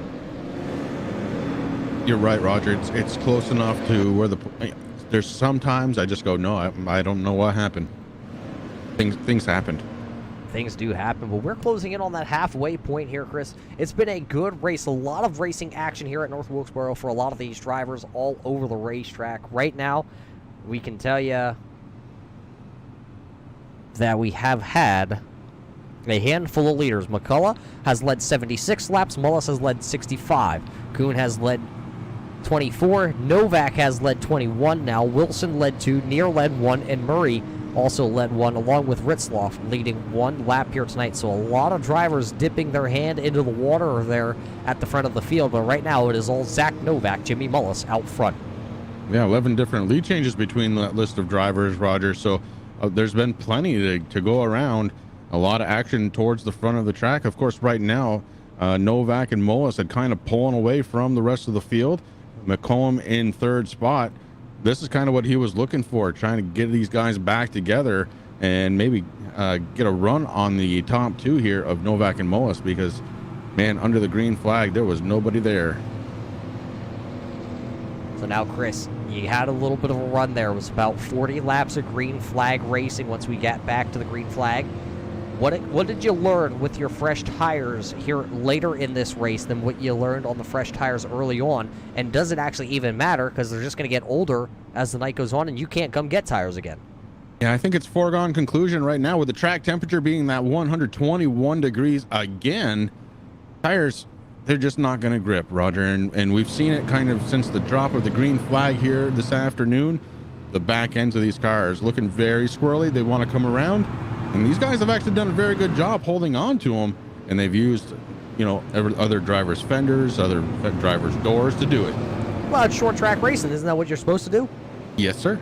Well, then, let's do it again as the iRacing pace car lights do go off. It'll be Zach Novak, Jimmy Mullins, Alex McCullough, and Donovan Strauss that are going to lead us the front 2 rows. Then it is going to be Justin Lisenby, Brer LaPrade, and then it's going to be Jacob Herberts, Blake Neer, Patrick Ritzloff also right there. So the iRacing pace car are going to come down here on lap 194. That means lap 195. We go back to the green flag racing, and it's heads up down into turn 1. This is the best start we've seen anybody on the outside lane get all night long. Here comes the SimC number 40 of Jimmy Mullis. Mullis trying to hold on the outside, knows that if he gets passed by one, he's going to get passed by a few. Doesn't want that to happen. The 40 car holding on strong on the outside. Novak on the inside doing everything he can. Going into turns 1 and 2. Now hits the back stretch to the 15.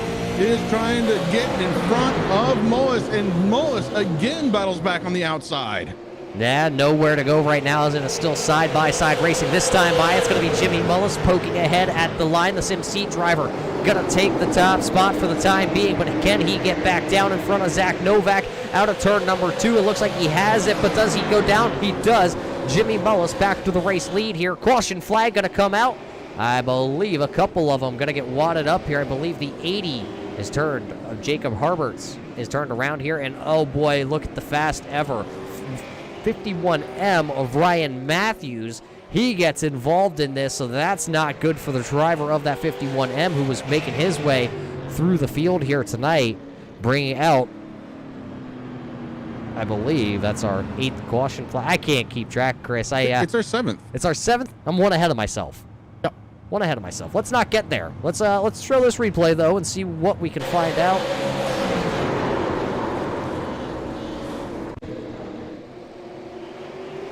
Where's that 51M? There you see the 51M of Ryan Matthews. I believe this is going to happen just ahead of him. Yeah, check the 80 and 39. Oh boy, what goes wrong with the splash and go graphics 39 here? Oh, it looks like he tried to go to the inside in turn 3. Unfortunately, oh, Neer is going to get involved also with that. And then Matthews, just absolute nowhere to go, as that 81 of Herberts was just kind of stopped there. He got a double action on that one.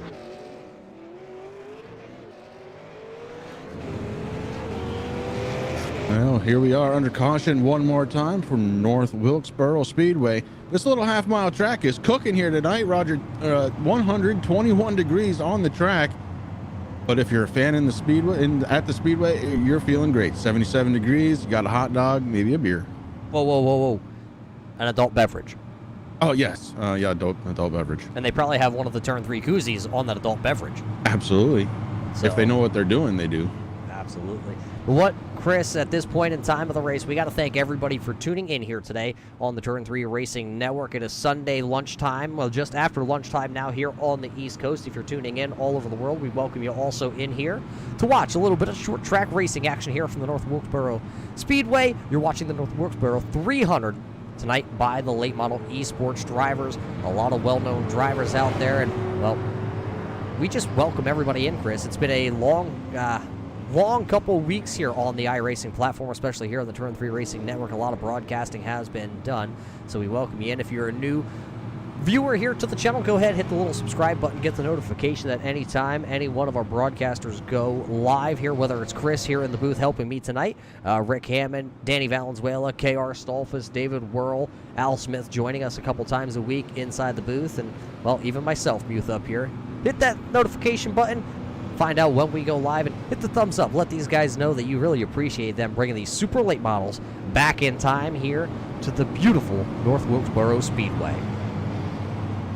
You gave me a fun fact earlier, Roger. I'm going to see if I can sneak one in real quick. When they were rebuilding this track through and for iRacing, they literally had to cut grass off from the racing surface, or else it would have acted as a speed bump in the track.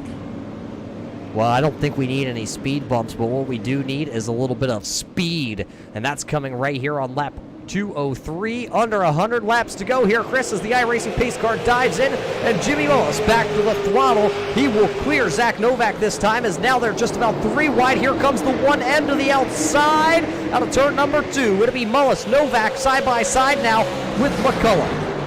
And Novak with a little bit of a tire spin on that restart really lets the 40 get in front.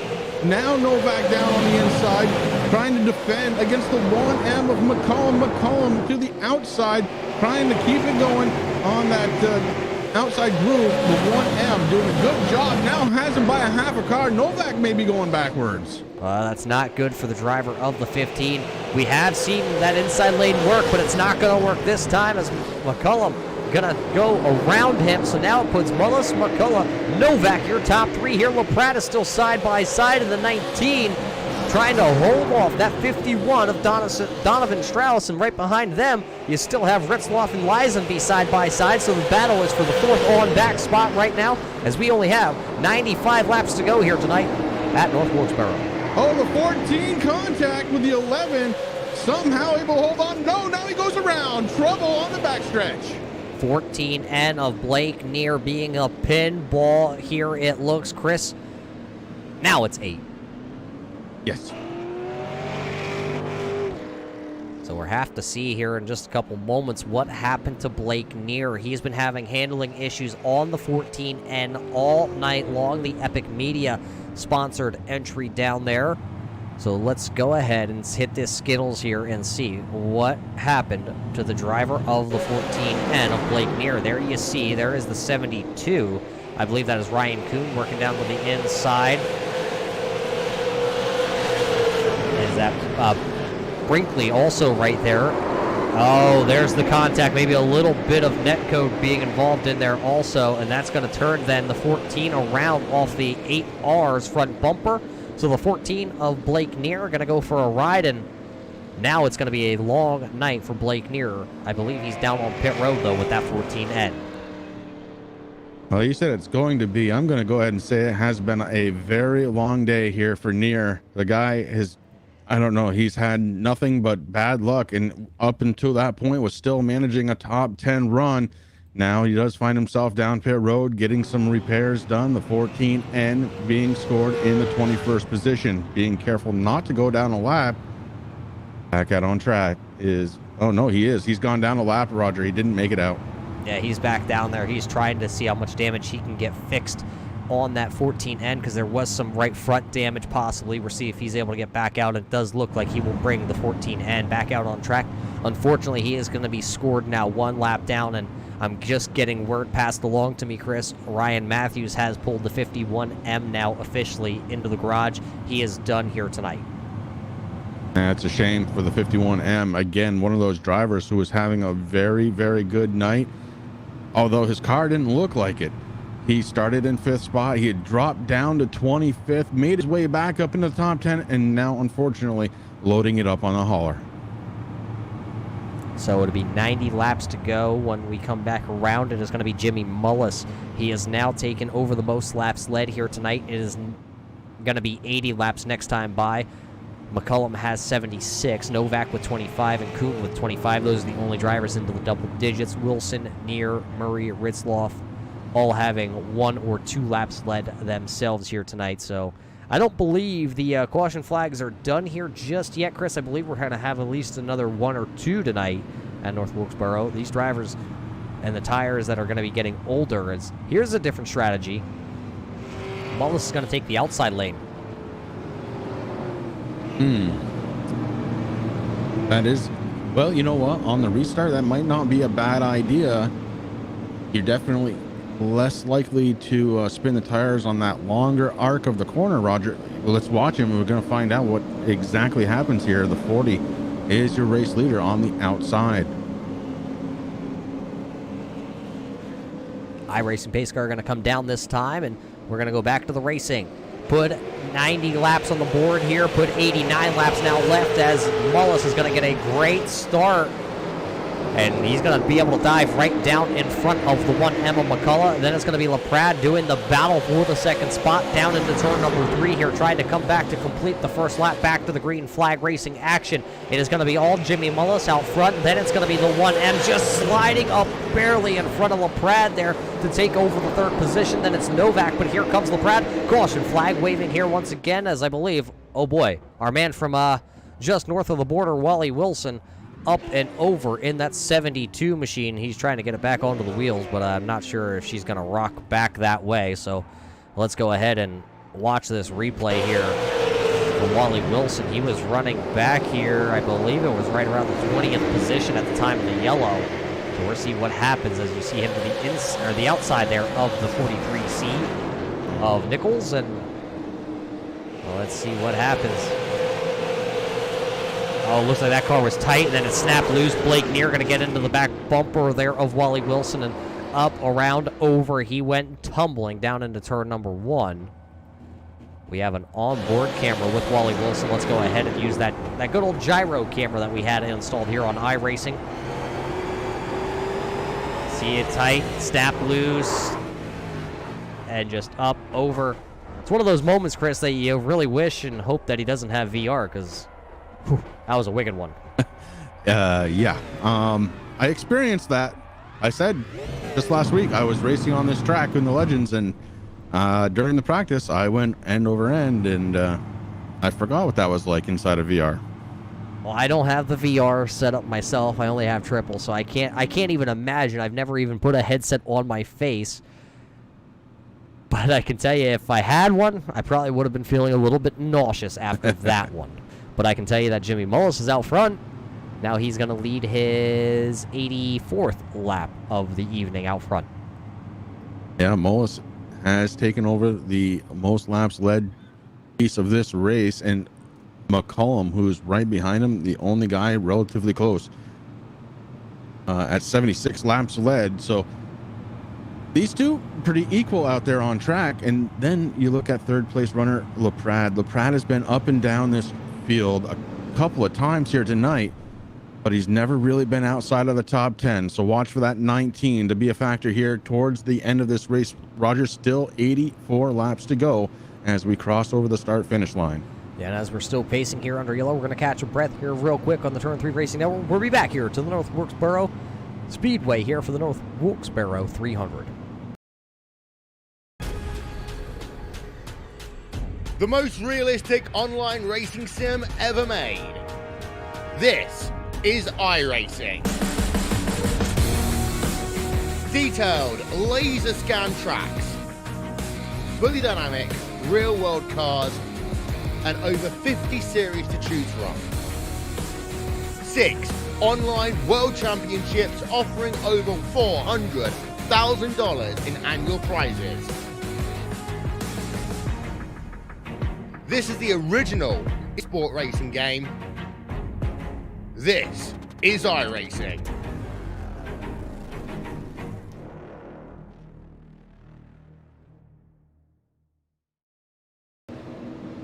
Just like that, we're getting ready to go back to the green flag racing action that all you race fans want to see.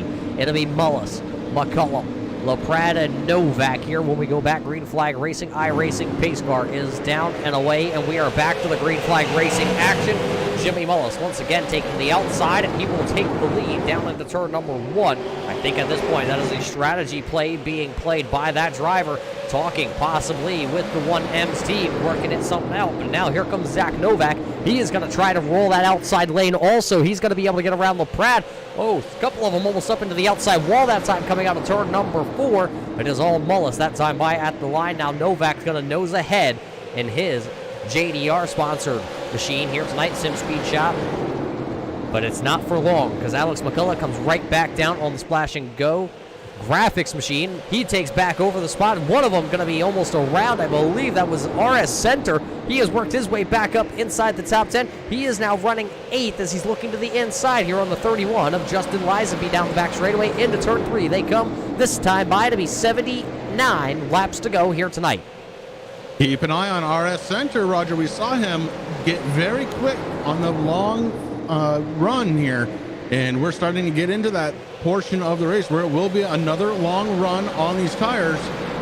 The more they wear out, the faster he seems to get. Yeah, another battle right in front of him. Also, though, is Parker Ritzloff to the outside here of LaPrade.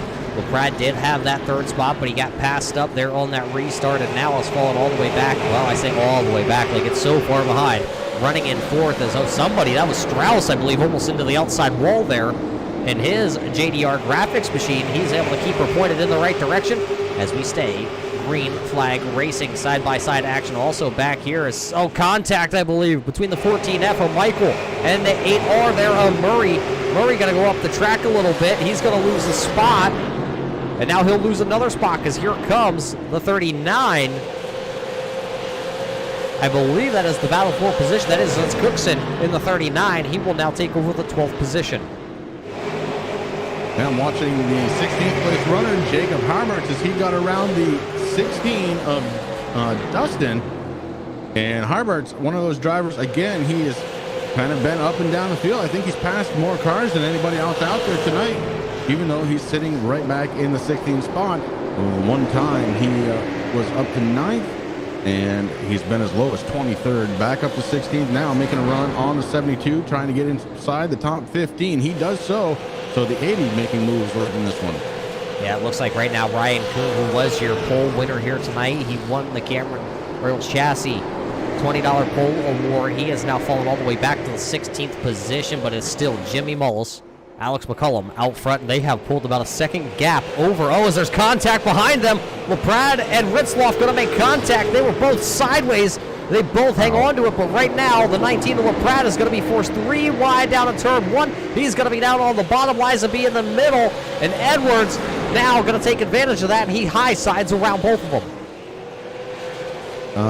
You were doing all the talking, and here I am out of breath.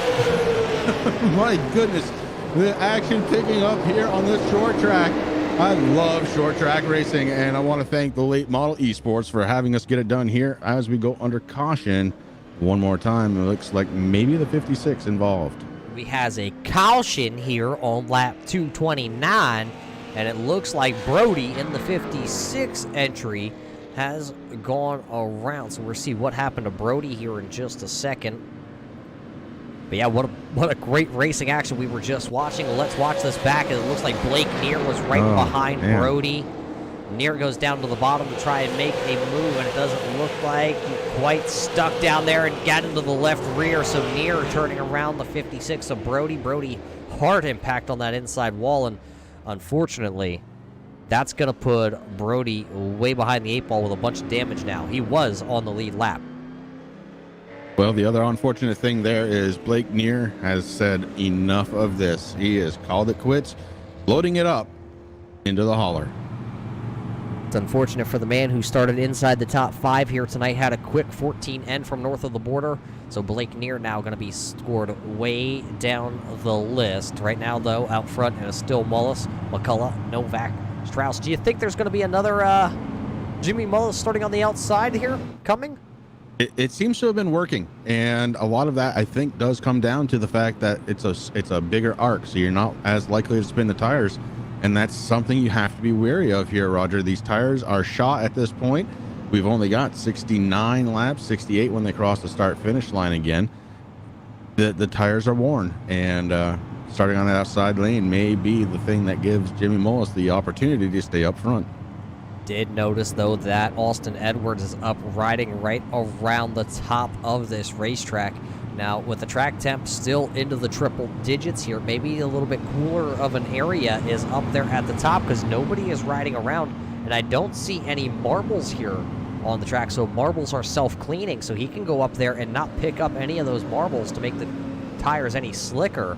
So maybe a good strategy play here. I have seen that by others on the surface at one time under caution flag. They're run way down below on that called the apron of the track, but there's really no apron here tonight.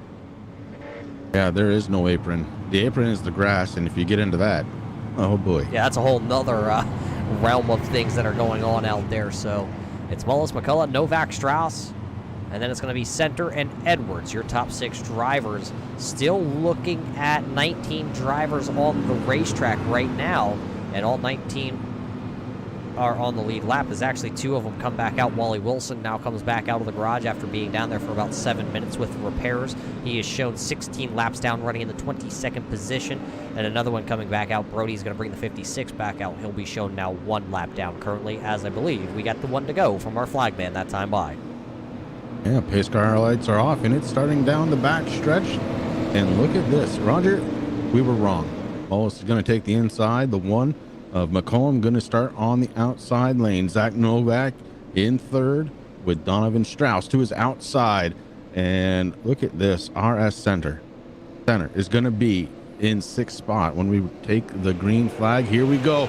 Green flag is out one more time. Yeah, as we go back to racing, it looks like Mullis going to get a really good start this time down on the inside lane. He heard us talking and said, well, they think I can't get it done on the inside, and I'm going to go down there and do it. So Mullis now going to be able to work side by side. This time out of turn 4, will he be able to beat the 1M of Alex McCullough back to the line? He will not.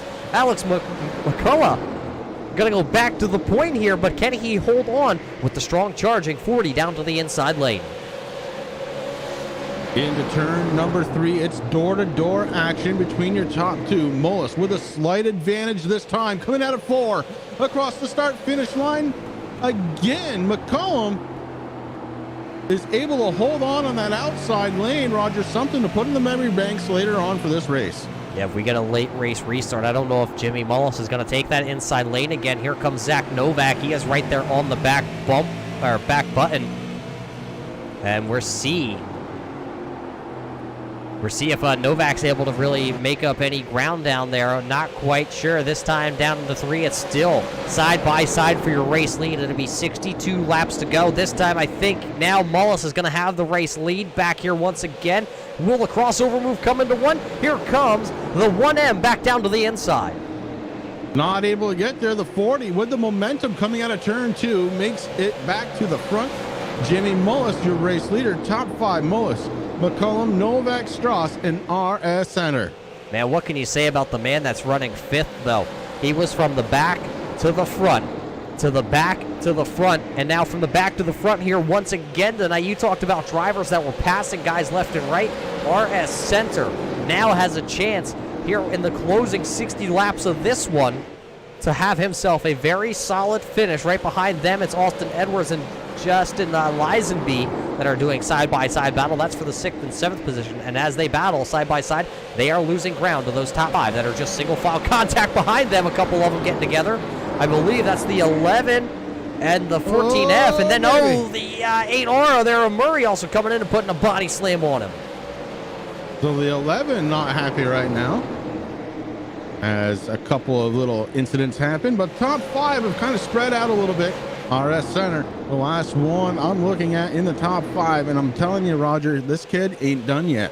Yeah, he's using that line. You talked about it earlier, Chris.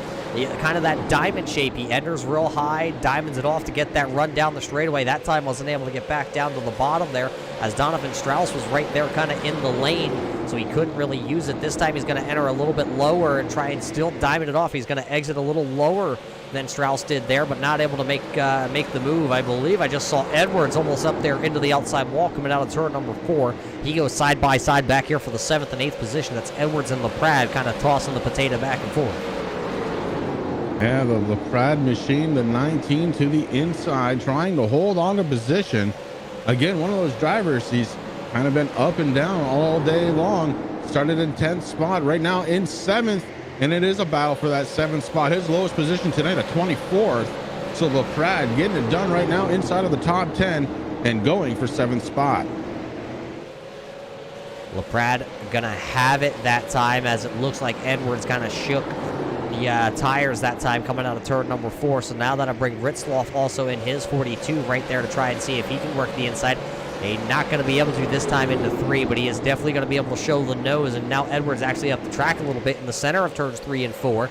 That will put Ritzloff there. This is your highest up battle running on track right now, and it's for 8th, 9th, and 10th, because you got to add Cookson right there in that 39 car. And what an up and down night it's been for him also. He just hasn't been able to get himself back to a solid top position right now. Right now he runs back into the 10th spot as he still follows around that 42 of Ritzloff and the 18E of Edwards.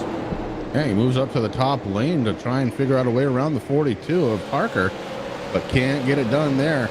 It's almost like he had to get on the brakes for some reason there for a moment as he backs way up the 42, takes advantage. Parker sitting in 9th spot, Max Cookson sitting in 10th.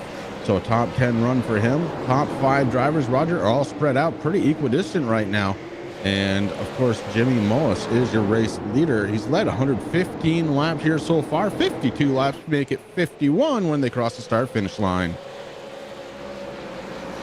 You are right, as I was so confused on where we were going on that one, Chris. You wouldn't believe how quick my head is snapping around here with how many laps, or how fast these laps are clicking off. Here I thought we were closer into I said 60 just a moment ago. I thought we were maybe at 58. No, and as I talk, we're going to click another one off. And now only 50 on the scoring and timing sheet left here tonight with Jimmy Mullis still pacing the field.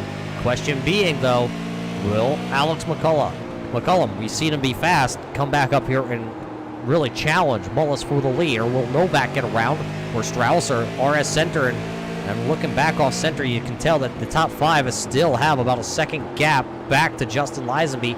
And here comes now the 19 of LaPrade looking back down to the inside, but he's going to slide out of the corner. He's not going to be able to make the pass on Justin Lisenby. Behind them, Austin Edwards and Parker Retzloff still side-by-side dancing. Yeah, the 19 of LaPrade just not able to get there, so the 31 of Lisenby pulls up ahead, and just ahead of him is going to be RS Center. The top 5, for a little while, there was a pretty decent gap between each car. Now they're starting to close back in on each other. I'm looking at the 15 of Zach Novak in 3rd position. He's really caught Alex McCullum here for that 2nd place, maybe having a challenge here going on pretty soon with 47 laps to go. Yeah, but if we continue the green flag racing that we have here, will Zach Novak have enough time once he gets around Alex McCullum? That's the question you got to keep asking yourself. When do you really start to push? When do you go apply the pressure there to the 1M? Try and make him make the mistake so you can get around, because it'll be 45 laps next time by, just like that. They just keep knocking them off. 19 seconds flat for your leader last time by, and he actually wasn't even the fastest one on track. The only one into the 18-second bracket, that was Alex sitting there in the 2nd position. So McCullum is the fastest car once again on the racetrack. I mean, it was only 1/1000th, but a caution flag going to come out. It's going to ruin all the strategy that those top 3 had possibly had here, as the Splash and Go graphics, number 39, Max Cookson, going to go around, and that puts us into the double digits, I believe, on our caution flag ticker here tonight at the North Wilkesboro Speedway. And let's see what the old eye in the sky has to say about this one. Watching the black and orange 39 down there. He was running in that 10th position. Did he get a little help here by the oh, yeah, he may have got a little help. I believe that was the 14F maybe, or was that the... That was the 12. Was it the 12 there of Cole? Yeah. That's unfortunate there for Cookson, as he's going to have to now trail the rear of the field here. And not with many laps to go. The Swindell Speed Labs looks like entry here. Cole is going to actually get an EOL penalty, I believe, for that one. Yeah, I mean, look, the bumper's hooked. That's what happened. And somebody checked up a little bit more than the other guy, that's all. Short track racing stuff. Roger, you gotta love it. I love short track racing, Chris. I mean, we all love NASCAR on the 1.5 miles, the 2 miles, the super speedways. But when they go to the short track racing, just like these guys brought out the super late models, boy, it just brings a whole nother excitement, a whole nother level to the racing aspect. I mean, anybody can hold a car wide open, from what I hear. I don't know. I'm not a professional myself. I haven't done it. But, I mean, the whole concept of having to dance with your feet and your pedals and the steering and the guy to your outside and being able to just hold it there on the door of somebody around a little half-mile track like this, it's just another thing. Yeah, having the guts to do it. I mean, look, these guys are not going slow, and they're running into each other, door to door, banging and beating on each other. And they're going to come out as friends. It's pretty cool stuff. I love short track racing. I always have. I always will. As pace car lights are still on one more time, I think, around this track before the lights go off. Right now, Roger, 41 laps to go, and we're resetting the field again. It's going to be 2x2 to get it going again, and that gives us another opportunity for a restart. What's Jimmy Mullis going to do this time by? I think I'm getting word that he's going to choose the inside, possibly to try and help out Zach Novak. We'll see if that's going to be team orders here or whatnot. But you said friends, Chris. You're on a short track, and let's just face it. There's money on the line here tonight, and if I'm not the winner, I'm not your friend. No. You're not friends on the track. You're friends off the track. Don't get me wrong. So when you win the $200, are you taking me out for dinner? Yeah, you just got to come up to Vermont. Well, we have a problem because, one, you ain't going to win, and two, they're not letting anybody into Vermont. Oh, yeah. Well, maybe later this year. Well, hopefully we can get back to real-world racing, and I can catch a couple of those races up there. I believe have a couple, what is that, the Devil's Bowl up there. Well, we got the Devil's Bowl, and then we have the nation's site of excitement, Thunder Road, Barrie, Vermont. Well, let's get the excitement right here going back at North Wilkesboro, though, as the iRacing pace car is down and away, and Jimmy Mullis going to hit the throttle, and he is going to go fast and turn left. Caution flag instantly coming out. A couple of them tangled here on the front straightaway. That's going to bring another one of our tallies to the caution marker here tonight, and I believe that's quite a few of them down here. Oh. Yeah, that's what I'm hearing also from the producer. Let's watch it back here. We're going to have to go over the blimp mode here and see, as this was on the restart. You're watching the 4 Sprung. He was involved in this. The 43C of Nichols also involved in this. We'll have to find out who else kind of got wadded up in this one on the front straightaway. Oh, the 4 going to spin the tires, and a couple of them going to go around here. The 72, actually, Wally Wilson, he actually got woed up before all that kind of transpired, so those old tires, a hot track surface, playing a big factor into that one. Yeah, you got to put it on the hot track. I mean, 117 degrees right now, Roger. This track has been hot all night long, and it's showing. Of course, we're running deep into a run, too. Let's see. We decided we were going to take 10 laps off, so 110 laps on the leader's tires. Holy smokes. That's a lot of tires. But while we're here under the caution flag, we'll be right back here at North Wilkesboro to bring you more of your late model eSports action. Simulated racing can be awesome, but it can also be kind of a free-for-all. Interestingly, auto racing faced the same problem in its earlier days. Whether it was on the back roads, the beaches, or the city streets, the racing was always fun. But there was always a certain level of chaos or danger, until some folks came along and put some order to all of this. Stuff like official racetracks, regulations about weight and equipment, and enforcement of standards. That's what gave us high-speed excitement, fast-paced action, and photo finishes. That's when racing became racing. The guys over at iRacing.com have made the same transformation in the world of sim racing. See, iRacing analyzes the performance and results of each driver in every race, so you can be sure you're always placed in races where the competition will be tight, and that those reckless drivers who ruin it for us all will be kept in the pits. Not to mention that with members in over 130 countries already in their vast community, you can find races day and night, so you can always get in the action. You can even join a league of your favorite series and work your way up to one of 7 world championships, offering over $500,000 in prize money. And since updates are always automatic, you don't have to worry about software and can focus on the track. Zip up your fire suit and check out iRacing.com. The most realistic online racing sim ever made. This is iRacing. Detailed laser scan tracks, fully dynamic, real world cars, and over 50 series to choose from. 6 online world championships offering over $400,000 in annual prizes. This is the original eSport racing game. This is iRacing.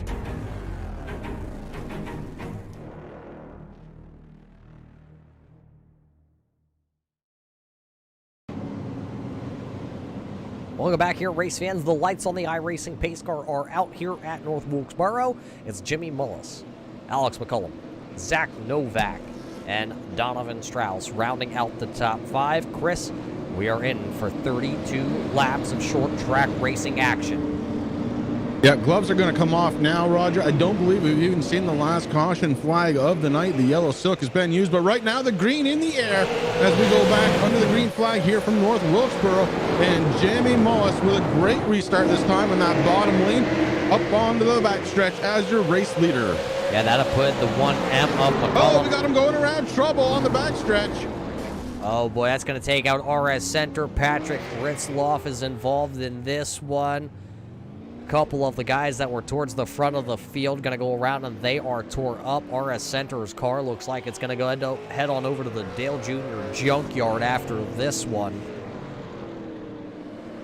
Really unfortunate for him. We will have to see this happen right on that restart. So 2 back-to-back yellows on the restarts. Here you're watching it. You're watching the 42 and the 10S.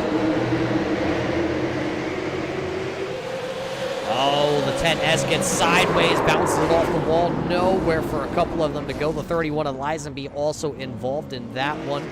We'll throw it back here and watch it again. Let's go up here from our late model eSports overhead camera and see. Watching that white car to the outside lane. That is the 10S of Center. Maybe some net code involved. Oh, that opening out there on the back straightaway, Chris, is what really propelled the 10S down the track. Yeah, I just watched from on board, and you can see the tachometer just jump as the tires spin too. So a couple of different things working against RS Center in that particular incident. Really unfortunate for him because he was doing really well.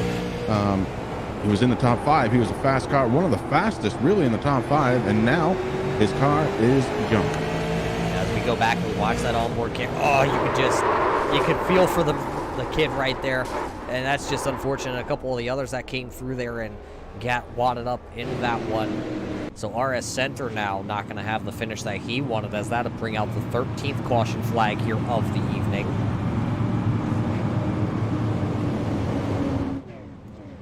Just, I believe, what is that, 29 laps to go at this point. Be 28 laps to go. So the time that these drivers had to really battle it out is getting chewed up under the yellow flag laps here.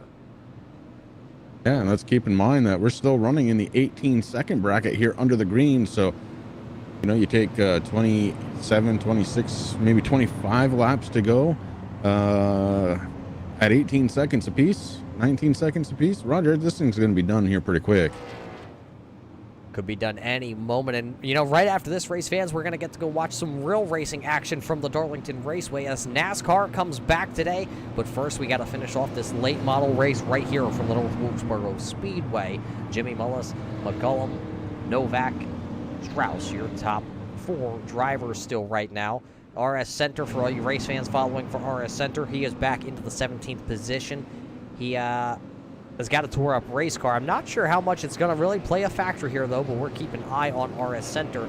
Still have, it looks like, 18 cars still on the lead lap that are out there. You know, if that car is still handling decently, he's got a chance to kind of get back into the top 10. You know, he's going to be driving with the red.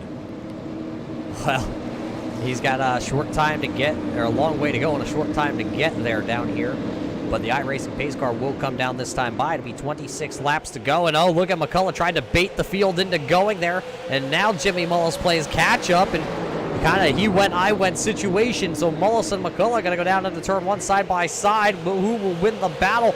Nosing ahead, it's going to be the 1M. But back into 3, they come side by side racing action. Side by side, top 3 rows coming across the start-finish line. This time by McCullum. No, Mullis was scored with it. My goodness, it was close.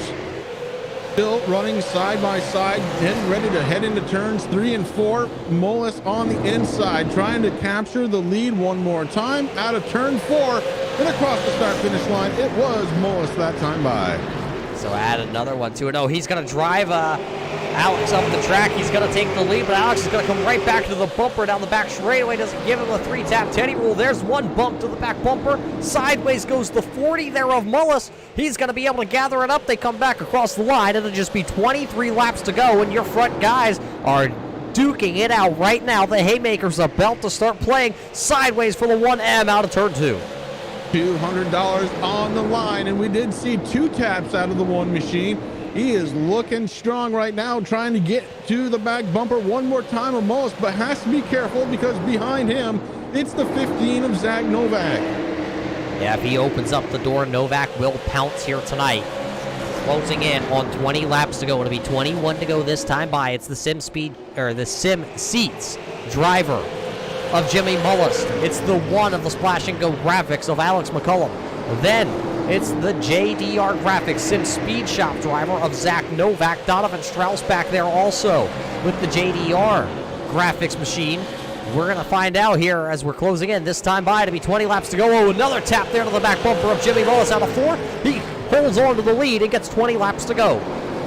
Definitely getting rough up in these first couple of spots. The one car all over Mullis. McCullum looking to try and get back to the lead. Hasn't led in a long time. Now to the inside with a little tap. A tap again to the door. Across the start-finish line, the one trying to open up the hole. Yeah, 19 laps to go. McCullough says it is time to go. He gave the tap. He moved that Sim Seat driver up out of his seat in turn 3 last time by. Now they're still side by side in turn 3. Looks like Zach Novak has gone up the track. Maybe he knows something that the outside lane could have happened to come in here in the late goings. It'll be 18 to go that time by at the line. Down into turn 1 they go again. It is Mullis. It is McCullum down to the inside here. And Novak looking to go to the outside if he can find a hole to get around that number 1M. Again, they are side by side coming out of 4. This time by, though, Mullis takes advantage of some momentum. The 40 car launches himself out to the front. The 1 car stuck behind again. And here comes Novak. He was looking to the inside going into turn 3. He is pulling it down to the left just a little bit. Gives a tap. Oh, into the 40 as well. Novak down, fighting for second. Your top 3 all making contact that time. The 1M of McCullough to the back bumper of Mullis, and at the same exact time, the 15 of Zach Novak put his bumper right onto the back of that Splash and Go graphics machine. Now here comes Donovan Strauss to the inside. It'll be 15 laps to go here.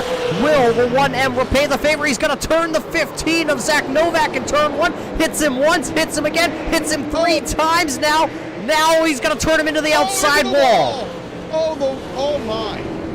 Oh, the anger is happening now. McCullum just took him out. Novak was getting worked over like he owed McCullum money, and around he went. Yeah, Zach Novak not going to be able to finish this race now as they were duking it out so hard at the front here. This is going to give him even less laps now here tonight. We're going to have to throw it back. You saw it all live time, but we'll throw it back here a couple times and watch. You're going to see it already unfold into turn 1 as Zach Novak was sideways in his 15 entry. And then the 1 got him, and then the 1 got him again coming off the corner. I believe we have another angle of this wreck here queued up waiting for this. As let's go back. We're going to go over top here. Watch the 1, the white number 1, and the black number 15. There you saw the shot going into turn 1. You see the shot again, 2 taps again in the corner, 3, and then the 4th one's going to just absolutely finish him off coming out of turn number 2.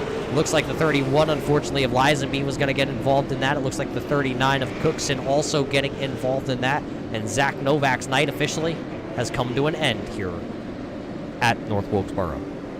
Yeah, at one point, the rear tires came right off the track for the 15, and obviously the damage too much to continue on for Zach Novak as he is sitting on pit road. And man, Roger, 12 laps to go. I'm not sure we're done yet. Yeah, I don't know. I believe that puts us under our 14th caution flag of the night. So we'll see how that all plays out here. Taking a look to see who is absolutely even left in this one. The iRacing pace car lights are off. I believe they're going to restart like this. Jimmy Mullis, Donovan Strauss, and it's going to be the 19 of Lisenby, the 14F of Michael Finlayson right there, and then Brinkley right there in 5th, and it's going to be Edwards. So a couple new players at the front of the field here that we haven't seen towards the front. Well, quick correction, because 3rd spot going to be LaPrade in the 19. LaPrade, not Lisenby. timing and scoring, jumping around. Lisenby was involved in that incident, though, so he'll restart 13th, it looks. And it'd be under 10 to go. Oh, boy. This is going to get good. $200 on the line to the race winner. And if you think we've seen it all, I guarantee you we haven't seen it all yet. And you saw what $200 just did at the front of the field with a couple of the candidates there inside the top 10. We'll go back racing. It looks like the iRacing pace car lights do go out, so it'll be just 9 laps to go at the end of this one. Will Mullis be able to hold off as he has led over half this race now? Will he be able to hang on to the race lead with Strauss to the outside and LaPrade right behind him? We're going to find out this time. Put 9 laps on the board. Let's go have a shootout. This is going to get good, Roger, as the pace car takes that hard left-hand turn. And Mullis, wasting no time, hops on the loud pedal. We are back under the green flag. Mullis takes a commanding lead going into turns 1 and 2. LaPrade to the inside of the 51 of Strauss.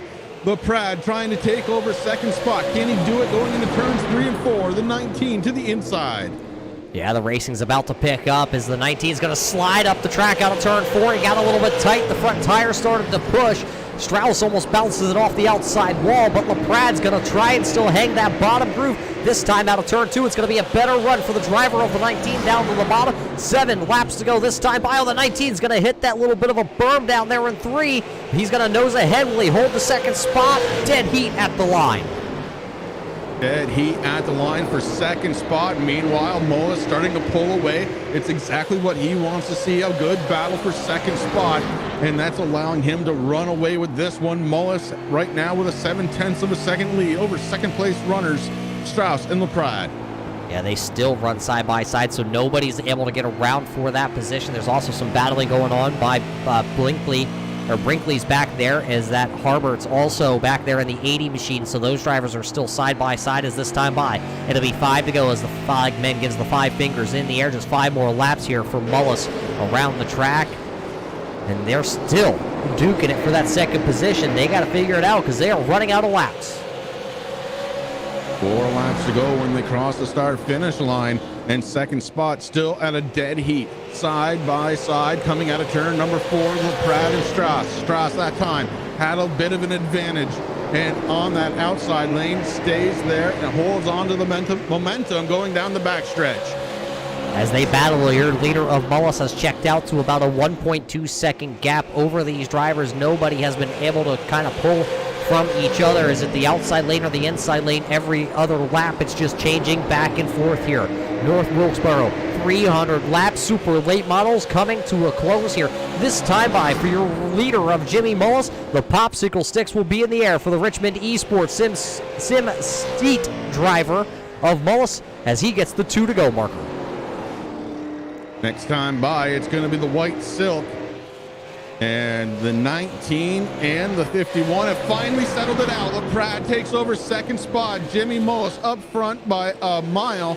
1.7 seconds as he gets the white silk in the air one more time. It will be the final lap here tonight for Jimmy Mullis. He has led 165 laps so far of the evening. He will come across the line next time by. He just has to get through turn number 4. The Sim Seat Richmond eSports driver Jimmy Mullis going to lead the most laps. He's going to go to victory lane here tonight at North Wilkesboro Speedway. LaPrade second, Strauss sideways coming across the start-finish line in the 51, brings it home in third spot. The 14F of Michael and the 18E of Austin Edwards, 4th and 5th. 6th position going to go to Harberts. Then it's going to be Kuhn coming back to a 7th place finish. 8th is going to be Brinkley.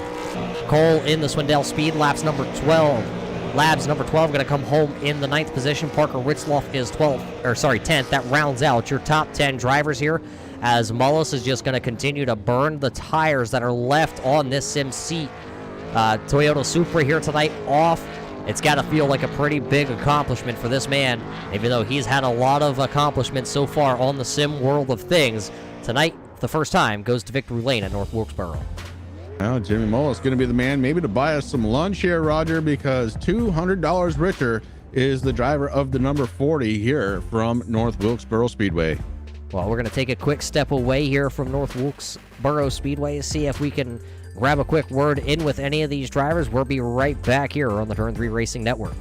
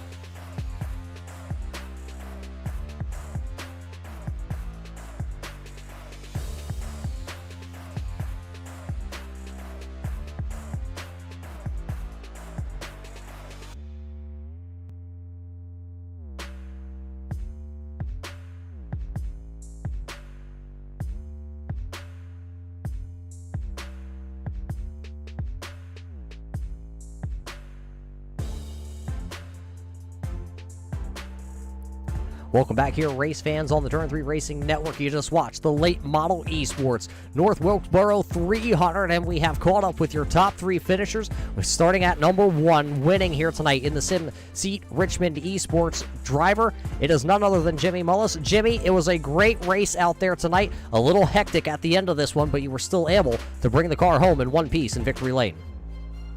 Oh, absolutely. It was definitely hectic, but like you said, brought it home in one piece, and P1 feels good, you know, to get the first. I think this is the first big late model race here since the track came out, so that's a pretty cool accomplishment in itself. Put a lot of work into the car, and you know, just happy that it paid off.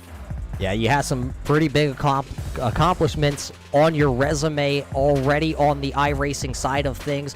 Where does this one rank as it's at the famous North Wilkesboro Speedway? Oh, it's definitely up there. Like I said, this is huge. Love this place. This track is so good for super late models on here. I was, you know, really curious how this was going to play out today because, you know, we didn't have anything to kind of base off of in terms of, you know, what was fast setup wise and things like that. So just the way that the track, you know, had multiple grooves and you could move around if you really wanted to. So it was a really good race, I would say, and excited to go back and watch it for sure.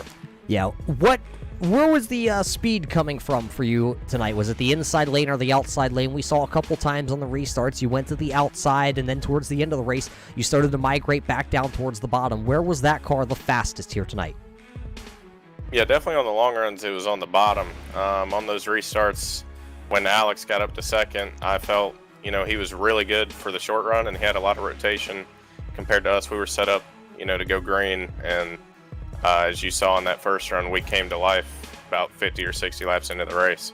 But I started taking the middle from Alex because I knew if he got on my outside, he'd probably get around me. And then finally, I felt like the top was going away, so I went back to the bottom, and it's where the car stayed hooked up for me. And I'm usually a guy that likes to stay on the bottom at every track just because I feel comfortable down there and I get used to it and consistent. So, yeah, for sure the bottom for me. Well, you had a lot of consistency here tonight, and you were able to come home in one piece in victory lane. We'll roll the red carpet out for you here for the first time at North Wilkesboro. Who do you got to thank for parking this SimSeat machine here in victory lane? Definitely got to give a huge thanks to SimSeats, Richmond Raceway, eSports, Coke Energy, JDR Graphics, Sunoco Racing Fuel, and all my guys over at Lockdown Racing. We came home with a 1, 2, 3, 4 today on the setup, so huge thanks to, you know, those guys for running laps with me and helping me get this thing dialed in. Thanks to Jim Cuttle Jr. and Cameron Hamilton as well. They put a lot of work into this car, so can't go without thanking them. And also thanks to you guys for doing the broadcast. Excited to go back and watch it, and huge thanks to Carson for bringing the league back, and I'm excited to you know, start running some more of these. Well, there you heard it, Chris. Your winner tonight, Jimmy Mullet's going to lead 166 laps, and he was smooth as silk can be here at the end of this one, not making any mistakes. He parks it in victory lane, but I believe you have caught up with your second-place finisher here tonight. I sure have, Roger. Mr. LaPrade, this is Chris up in the booth. Do you have a copy? Yes, I do. Well, buddy, it's a second-place finish for you, but not after or excuse me, it only happened after a pretty good battle that you had going on with Donovan Strauss. You guys were side by side for about 6 laps or so. Tell me how that race ended up being won by you, and then let's talk about the rest of the race, because you definitely had your ups and downs. Yeah, me and Donovan there had a really fun battle for the last 6 or so laps, like you said. I had a little bit of an incident coming off of 4. It looked like a racing deal after looking at the replay, but yeah, just much respect to Donovan, of course. Raced together a lot. But yeah, I was just trying to race him hard to see if I can get another yellow there, start second, try and get to the outside of Jimmy there, but unfortunately the yellow didn't come out, didn't go my way. But yeah, me and Donovan were having a nice time brawling there. That was a lot of fun to watch for sure. And let's talk about your race a little bit here. So you ended up in second after starting in 4th, but you had fallen back to 10th spot. Was that on the old tires? Would the car get really loose? What was going on there? Yeah, there was a point where I fell back. I was just trying to save tires after the halfway mark, because I just got to save the tires for the end of the race. So yeah, that was the game plan there. But yeah, just slowly worked my way back up through the field. Had a run-in with Parker Retzloff. Was pretty much on the curb. I didn't know what happened there. I felt like I gave enough for him. Might have been a racing deal, who knows. But had that incident, brought me a little back towards the back of the field again, but clawed my way back up and got lucky missing some wrecks and got the yellows that I needed and ended up coming up second. And who do you have on the 19 that you need to thank for tonight? Cameron Ledford and Ledford Billiard Supply for sure. He helps me out a lot. Shout out to him. JDR Graphics and the guys at Lockdown Racing, Jimmy Mullis, is hooking us up with a good set for today. And yeah, for you guys broadcasting, appreciate it. All right, so there you are, Roger. It's all about saving those tires for the late part of the race. Yeah, we kind of thought it was something similar to that, but I've also caught up with your 3rd place winner here, the driver of the JDRgraphics.com entry. It's the 51 of Donovan Strauss. Donovan, how much of a factor were the tires for you in that late run? Yeah, you definitely had to save your tires at the start of the run there. We only could pit once at halfway, but you definitely had to save when we had that green flag run after halfway. Tires were definitely key considering how hot the track was for sure.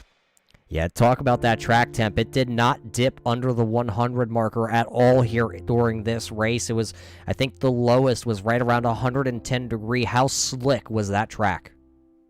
Oh yeah, it was definitely really slick, but it also provided really good racing. I mean, the top came in, the bottom came in. They were both really good lane choices. The track was just really slick.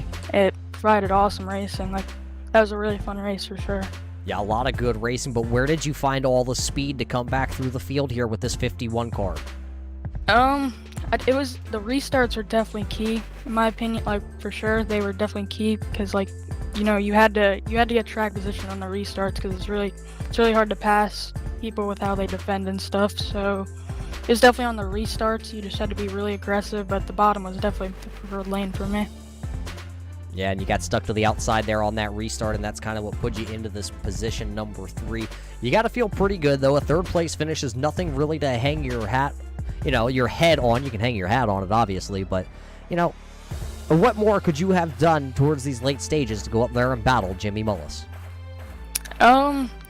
Honestly, I was just trying to let Alex and Jimmy settle out while they had that little brawl there. Try and just slot in a good position, but definitely if I drove a little bit better at the end of that race, I think I had held off Breyer, but we had a clean brawl as always. Much respect to Breyer for that.